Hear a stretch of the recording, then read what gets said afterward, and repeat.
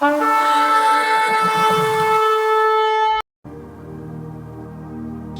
ಆತ್ಮನು ನಿಮ್ಮೊಟ್ಟಿಗೆ ಮಾತನಾಡಲಿಕ್ಕೆ ಬಯಸುತ್ತಿರುವಂತಹ ಒಂದು ದೈವ ಸಂದೇಶ ಏನಂದ್ರೆ, ನಾವು ಗಮನಿಸಿ ನಡೆಯಬೇಕು. ಹಲ್ಲೆಲೂಯಾ. ಏನಂದ್ರೆ ಗಮನಿಸಿ ನಡೆಯಬೇಕು. ಇವತ್ತು ಎಷ್ಟೋ ವಿಷಯಗಳಲ್ಲಿ ನಾವು ಗಮನಿಸಿ ನಡೆದಲೇ ಇದ್ದಿದ್ದರಿಂದ ನಮ್ಮ ಲೈಫಲ್ಲಿ ಎಷ್ಟೋ ಆಶೀರ್ವಾದಗಳನ್ನ ಕಳಕೊಡ್ತಾ ಬಂದಿದ್ದೀವಿ. Hallelujah, hallelujah. ನಾವು ಎಷ್ಟೋ ಆಶೀರ್ವಾದಗಳನ್ನ ಕಳ್ಕೊಳ್ಳೋದಕ್ಕೆ ಮೂಲ ಕಾರಣ ಏನಂದ್ರೆ, ನಾವು ಗಮನಿಸದಲೇ ನಡೆದಿದ್ದು. ಏನ್ ಗಮನಿಸೋದು? ದೇವರ ವಾಕ್ಯವನ್ನ ನಾವು ಗಮನಿಸದೆ ನಡೆದಿದ್ದು, ದೇವರ ಮಾತುಗಳನ್ನ ಗಮನಿಸದೆ ನಡೆದಿರೋದು, ದೇವರ ಸ್ವರವನ್ನ ಕೇಳದೆ ನಾವು ಗಮನಿಸಿ ನಡೆದಿರೋದು. ಇವತ್ತೆಷ್ಟೋ ವಿಷಯಗಳಲ್ಲಿ ನಾವು ದೇವರ ಮಾತು, ದೇವರ ಸ್ವರ, ದೇವರ ವಾಕ್ಯವನ್ನ, ದೇವರ ಸಂದೇಶವನ್ನ, ದೇವರ ದರ್ಶನಗಳನ್ನ ನಾವು ಗಮನಿಸದೆ ಆ ಮಾತುಗಳು ಏನ್ ಹೇಳ್ತಾ ಇದ್ದಾರೆ, ಆ ಮಾತುಗಳ ಏನ್ ಅರ್ಥ ಸೂಚಿಸ್ತಾ ಇದೆ, ಇದು ನನಗೆ ಹೇಳ್ತಾ ಇದೆಯಾ, ಇಲ್ಲ ಏನ್ ಹೇಳ್ತಾ ಇದೆ, ನನ್ನ ಲೈಫಿನ ಕುರಿತಾಗಿ ಹೇಳ್ತಾ ಇದೆಯಾ, ನನ್ನ ಭವಿಷ್ಯದ ಕುರಿತಾಗಿ ಹೇಳ್ತಾ ಇದೆಯಾ, ನನ್ನ ಕುಟುಂಬದ ಕುರಿತಾಗಿ ಹೇಳ್ತಾ ಇದೆಯಾ, ಯಾರ ಕುರಿತಾಗಿ ಈ ವಾಕ್ಯ ಹೇಳ್ತಾ ಇದೆ ಅನ್ನುವಂಥದ್ದ ಗಮನಿಸದೆ ಓದುವುದರಿಂದ ನಿನ್ನ ಜೀವಿತದಲ್ಲಿ ಆಶೀರ್ವಾದಗಳನ್ನ ಕಳಕೊಳ್ತಾ ಬರ್ತಾ ಇದ್ದೀರ. ನಿನ್ನ ಲೈಫಲ್ಲಿ ಒಂದು ಬರಗಾಲ ಸ್ಟಾರ್ಟ್ ಆಗಲಿಕ್ಕೆ ಕಾರಣ ನೀನು ಗಮನಿಸದೆ ನಡೆದಿದ್ದು. ನೋಡ್ರಿ, ಒಂದೊಂದಾಗಿನೇ ನಾವು ಓದ್ಕೊಳ್ತಾ ಹೋಗೋಣ. ಆದಿಕಾಂಡ 6ನೇ ಅಧ್ಯಾಯ 2ನೇ ಅಧ್ಯಾಯ 15ನೇ ವಚನದಿಂದ ನಾವು ನೋಡೋಣ. ಯೆಹೋವ ದೇವರು ಕರಕೊಂಡು ಹೋಗಿ ಕಾಯುವುದಕ್ಕೂ ಇಟ್ಟನು. ನೀನು ತೋಟದಲ್ಲಿರುವ ಎಲ್ಲಾ ಮರಗಳ ಹಣ್ಣುಗಳನ್ನು ಯಥೇಚ್ಛವಾಗಿ ತಿನ್ನಬಹುದು. ಒಳ್ಳೆತರ ಕೆಟ್ಟತರ ಅರುವನ್ನು ಹುಟ್ಟಿಸುವ ಮರದ ಹಣ್ಣನ್ನು ಮಾತ್ರ ತಿನ್ನಬಾರದು. ನಿನ್ನ ದಿನ ಸತ್ತು ಹೋಗುವಿ ಎಂದು ವಿಧಿಸಿದನು. ನೋಡ್ರಿ, ದೇವರಲ್ಲಿ ಒಂದು ಮಾತು ಹೇಳ್ತಾ ಇದ್ದಾರೆ, ಈ ಒಂದು ಹಣ್ಣನ್ನ ತಿನ್ನಬೇಡ. ಯಾರು ಹೇಳ್ತಾ ಇರೋದು? ಮನುಷ್ಯ ಹೇಳ್ತಾ ಇರೋದ? ಯಾರು ಹೇಳ್ತಾ ಇರೋದು? ದೇವರೇ ಹೇಳ್ತಾ ಇರೋದು. ತಾನು ಉಂಟು ಮಾಡಿದಂತ ಮನುಷ್ಯನ ಹತ್ರ ದೇವರೇ ಮಾತಾಡ್ತಾ ಇದ್ದಾರೆ. ಇಲ್ಲಿ ಸೇವಕ ಮಾತಾಡಿದ್ರೆ ಬದಲಾಗದ, ಎಲ್ಲಿ ಬದಲಾಗಲಿಲ್ಲ ಅಂತ ನಾವು ಪಡ್ಕೊಂತೀವಿ. ಅಲ್ಲಿ ದೇವರೇ ಮಾತಾಡಿರುವಾಗ ಬದಲಾಗಿರ್ಲಿಲ್ಲ. ಹಲ್ಲೆಲೂಯಾ.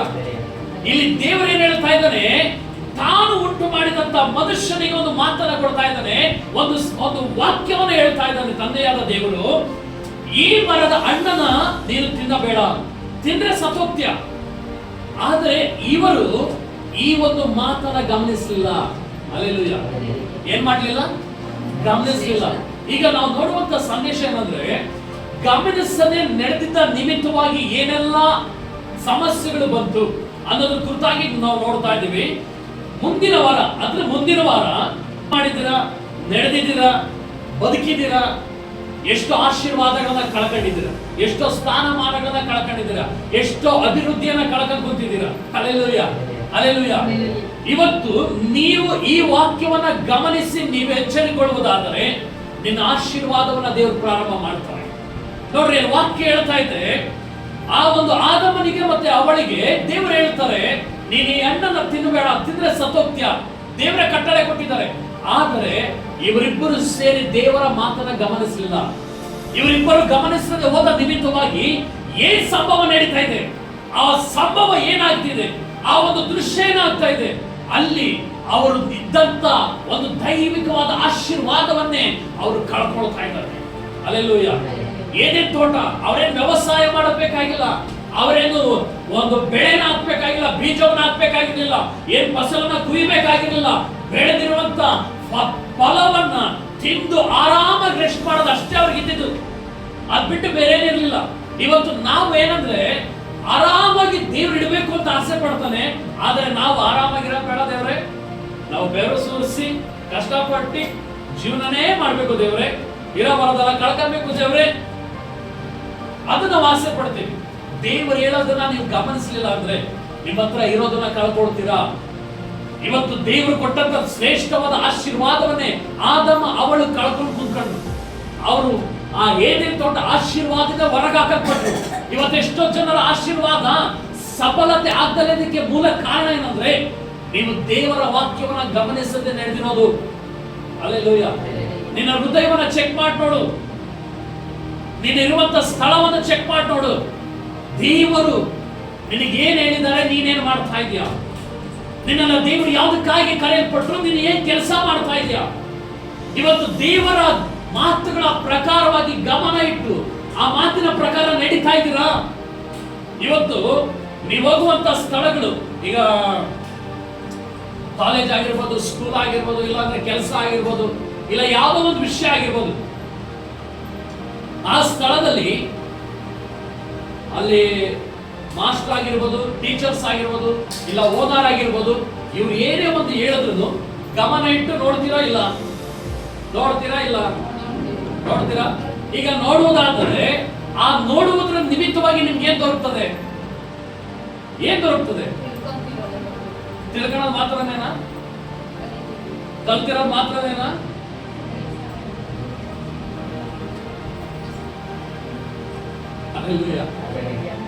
ದುಡ್ಡನ್ನ ಎಣಿಸ್ಕೊಳ್ಳಲ್ವಾ? ನೀವು ಅದು ಗಮನ ಇಟ್ಟು ಕಲ್ತಿದ ನಿಮಿತ್ತವಾಗಿ ನೀನು ಸಂಪಾದನೆ ಮಾಡ್ಕೊಳ್ತೀಯ, ನಿನ್ನ ಜೀವನಕ್ಕೆ ಆಧಾರವಾಗಿ ಬರ್ತದೆ.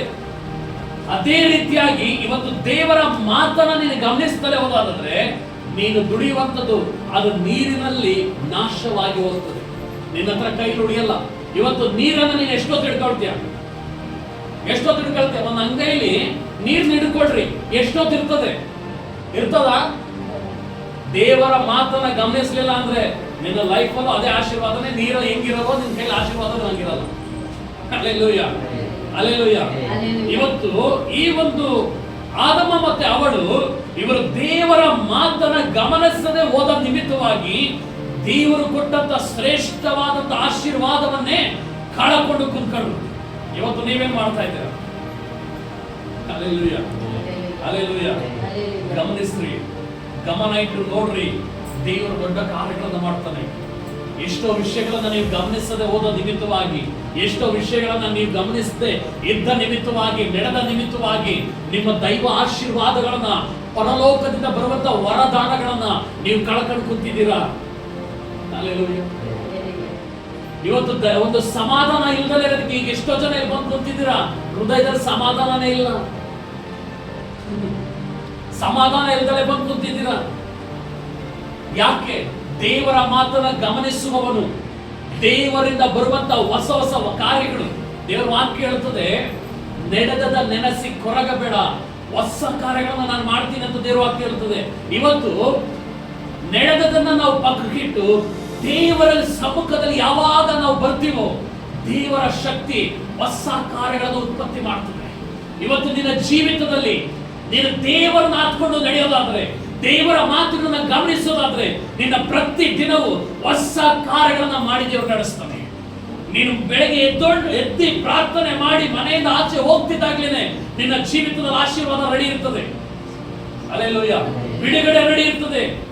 ಇವತ್ತು ನಿನ್ನ ಲೈಫ್ ಅಲ್ಲಿ ಅದು ಸಿಗದೇ ಇರೋದಕ್ಕೆ ಕಾರಣ ಎಲ್ಲೋ ದೇವರ ಮಾತನ್ನ ಗಮನಿಸದೆ ಜೀವನ ಮಾಡ್ತಾ ಇದ್ದೀರಾ. ಬದಲಾಗಬೇಕಾಗ್ತದೆ. ಇನ್ನೊಬ್ಬ ವ್ಯಕ್ತಿಯನ್ನ ನಾವು ಗಮನಿಸ್ಕೊಳ್ಳೋಣ. ಆದಿಕಾಂಡ 15ನೇ ಅಧ್ಯಾಯ 1ನೇ ವಚನ ನೋಡ್ರಿ. ಇಲ್ಲಿ ಒಬ್ಬ ವ್ಯಕ್ತಿ ದೇವರ ಮಾತನ್ನ, ದೇವರ ಜೊತೆ ನಡೆದಂತವನು, ದೇವರ ಮಾತನ್ನ ಗಮನಿಸದೆ ಹೋದಂತ ವ್ಯಕ್ತಿ ಒಬ್ಬ ಇದ್ದಾರೆ. ಈ ಸಂಗತಿಗಳು ನಡೆದ ಮೇಲೆ ಅಬ್ರಹಾಮನಿಗೆ ಯೆಹೋವನ ವಾಕ್ಯ ಉಂಟಾಯಿತು. ಏನು ಉಂಟಾಗ್ತಾ ಇದೆ? ಏನು ಉಂಟಾಗ್ತಾ ಇದೆ? ಬಾಯಿ ಬಿಟ್ಟು ಹೇಳ್ರಿ, ಏನು ಉಂಟಾಗ್ತಾ ಇದೆ? ಆಮೇಲೆ ಮುಂದೆ ಏನೆಂದರೆ, ಅಬ್ರಹಾಮನೇ ಭಯಪಡಬೇಡ, ದೇವರು ಹೇಳ್ತಾ ಇದ್ದಾರೆ, ನಾನು ನಿನಗೆ ಗುರಾಣಿ ಆಗಿದ್ದೇನೆ. ಈಗ ದೇವರು ಅದು ಹೇಳ್ತಾ ಇದ್ದಾರೆ. ಮುಂದೆ ಅದಕ್ಕೆ ಅಬ್ರಹಾಮನು 5ನೇ ವಚನ, ಆಕಾಶದ ಕಡೆಗೆ ನೋಡು, ನಕ್ಷತ್ರಗಳನ್ನು ಲೆಕ್ಕಿಸುವುದು ನಿನ್ನಿಂದಾದರೆ ಲೆಕ್ಕಿಸು, ಸಂತಾನವು ಅಷ್ಟಾಗುವುದು ಅಂದನು. ಅಬ್ರಹಾಮನು ನಂಬಿದನು, ಯೆಹೋವನು ಅವನ ನಂಬಿಕೆಯನ್ನು ಅವನ ಲೆಕ್ಕಕ್ಕೆ ನೀತಿ ಎಂದು ಎಣಿಸಿದನು. ಈಗ ದೇವರು ಏನು ಹೇಳಿದ್ರು? ನಾನು ನಿನಗೆ ಸಂತಾನ ಕೊಡ್ತೀನಿ ಅಂದ್ರ ಇಲ್ಲ? ಕೊಡ್ತೀನಿ ಅಂದ್ರ ನಿಜವಾಗ್ಲೂ ಹೇಳಿದ್ರ? 16ನೇ ವಚನ ಓದ್ರಿ. 16ನೇ ಅಧ್ಯಾಯ 16ನೇ ಅಧ್ಯಾಯ. ಅಬ್ರಹಾಮನ ಹೆಂಡತಿಯಾದ ಸಾರಳು ಅಬ್ರಹಾಮನ ಹೆಂಡತಿಯಾದ ಸಾರಳಿಗೆ ಮಕ್ಕಳಿರಲಿಲ್ಲ. ಈಗ ಇಲ್ಲಿ 15ನೇ ಅಧ್ಯಾಯದಲ್ಲಿ ಯಾರು ಮಾತು ಕೊಡ್ತಾ ಇರೋದು? ಅಬ್ರಹಾಮನ ಹೆಂಡತಿಗೆ ಅಲ್ವಾ?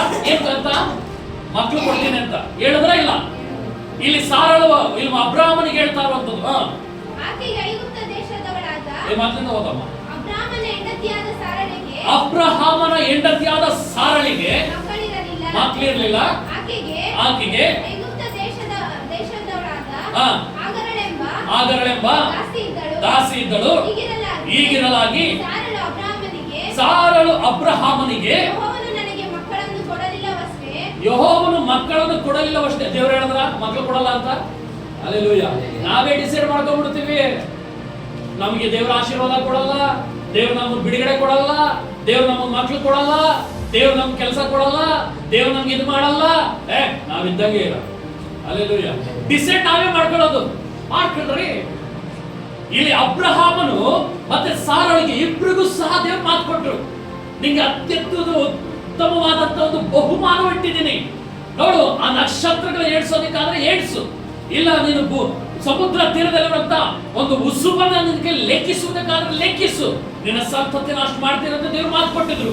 ಇಲ್ಲಿ ಅಬ್ರಹಾಮನ ಏನ್ ಮಾಡ್ತಾ ಇದ್ದಾರೆ? ಆ ಮಾತನ್ನ ನಂಬಿದ ನಿಮಿತ್ತವಾಗಿ ಆ ನಂಬಿಕೆ ಆತನು ನೀತಿವಂತನಾಗಿ ನೇಡಿಸಲ್ಪಡ್ತಾ ಇದ್ರು. ಈಗ ಅದಾದ ಮೇಲೆ ಸ್ವಲ್ಪ ದಿವಸಗಳು ಕಳೆದ ನಂತರ 16ನೇ ಅಧ್ಯಾಯದಲ್ಲಿ ಸಾರಳು ಡಿಸೈಡ್ ಮಾಡ್ಬೇಕಂದ್ರೆ ದೇವರ ಮಾತನ್ನ ಗಮನಿಸಲಿಲ್ಲ. ಹಲ್ಲೆಲೂಯಾ. ಈಗ ಗಮನಿಸಲಿಲ್ಲ. ನೋಡ್ರಿ ಮುಂದಿನ ವಾಕ್ಯ ಏನೆಲ್ಲ ನಡೀತದೆ ಹಂಗೆ ಮುಂದೆ. ನೀನು ನನ್ನ ದಾಸಿಯ ಬಳಿಗೆ ಹೋಗಬೇಕು ಒಂದು ವೇಳೆ ಅವಳ ಮೂಲಕ ನನಗೆ ಸಂತಾನವಾದೀತು ಎಂದು ಹೇಳಲು ಅಬ್ರಹಾಮನು ಆಕೆಯ ಮಾತಿಗೆ ಸಮ್ಮತಿ ಪಡ್ತಾನೆ. ಹಲ್ಲೆಲೂಯಾ. ಎಷ್ಟೋ ಜನಗಳು ಹೆಂಗೆ ಅಂತಂದ್ರೆ ದೇವರ ವಾಕ್ಯಕ್ಕೆ ಸಭಾಪಾಲಕರ ಮಾತುಗಳಲ್ಲಿ ದೇವರ ಸಂದೇಶಗಳಲ್ಲಿ ಮಾತುಕೊಡಲ್ಲ. ಇನ್ನೊಬ್ರು ಏನಾದ್ರೂ ತಪ್ಪಾದ ಕಾರ್ಯಗಳನ್ನು ಹೇಳ್ಬೇಕಾದಾಗ್ಲೇನೆ ಶಬ್ದ ಕಿವಿ ತೆರೆದು ನೋಡ್ತಾರೆ. ಆ ಮಾತಿಗೆ ಓಕೆ ನೀನ್ ಹೇಳಿದ ಡನ್, ಹಲ್ಲೆಲೂಯಾ, ನೀನ್ ಹೇಳಿ ಡನ್, ನಾನು ಓಕೆ. ಇವತ್ತೆಷ್ಟೋ ಜನಗಳ ಭವಿಷ್ಯತ್ತು ನಾಶ ಆಗಲಿಕ್ಕೆ ಮೂಲ ಕಾರಣ ಏನಂದ್ರೆ ಇನ್ನೊಬ್ಬರ ಅನ್ಯ ಜನರ ಮಾತುಗಳನ್ನು ಕೇಳೋದು, ದುಷ್ಟ ಜನರ ಮಾತುಗಳನ್ನು ಕೇಳೋದು, ಪಾಪಾತ್ಮರ ಮಾತುಗಳನ್ನು ಕೇಳೋದು. ದೇವರಿಗೆ ಅವ್ರ ಸಂಬಂಧ ಇರಲ್ಲ ಅಂತವರ ಮಾತನ್ನ ಕೇಳಿ ನಡೆಯುವಂಥದ್ದು. ಅವರು ಒಂದು ಊಟ ಕೊಟ್ಬಿಟ್ರೆ ಸಾಕು. ಈ ಏಸಾವ ಏನ್ ಮಾಡ್ತಾನೆ ಅಂದ್ರೆ ಒಂದು ಹೊತ್ತಿನ ಊಟದ ನಿಮಿತ್ತ ತನ್ನ ತಮ್ಮನಿಗೆ ಚೊಚ್ಚಲತನದ ಅಧಿಕಾರವನ್ನು ಮಾರ್ಬಿಡ್ತಾನೆ. ಹಲ್ಲೆಲೂಯಾ. ಇವತ್ತು ಲೋಕದ ಜನಗಳು ಅಷ್ಟೇ ಅದೇ ಮಾಡೋದು. ಒಂದೊತ್ತು ಊಟ ಕೊಟ್ಬಿಟ್ರೆ ಸಾಕು, ನೀನೇ ನನ್ನ ದೇವ್ರು, ನೀನೇ ನನ್ನ ಪ್ರಾಣ, ನೀನೇ ನನ್ನ ಉಸಿರು.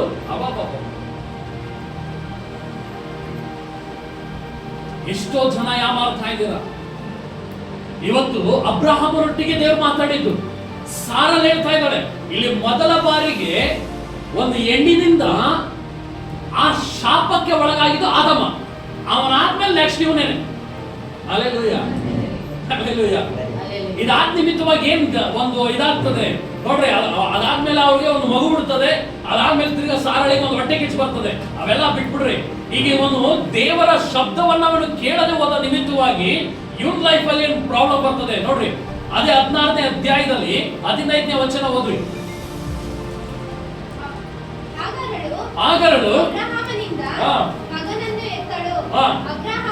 ಅಬ್ರಹಾಮನು ಇಸ್ಮಾಯೇಲ್ ಅಂತ ಹೆಸರಿಟ್ಟನು.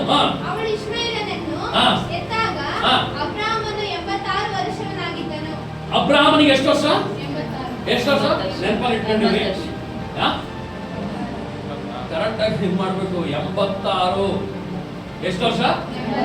ನೆನಪಲ್ಲಿ ಇಟ್ಕೊಂಡಿರಿ. ಮತ್ತೆ ಕೇಳ್ತೀನಿ. 17ನೇ ಅಧ್ಯಾಯ. ಅಬ್ರಹಾಮನು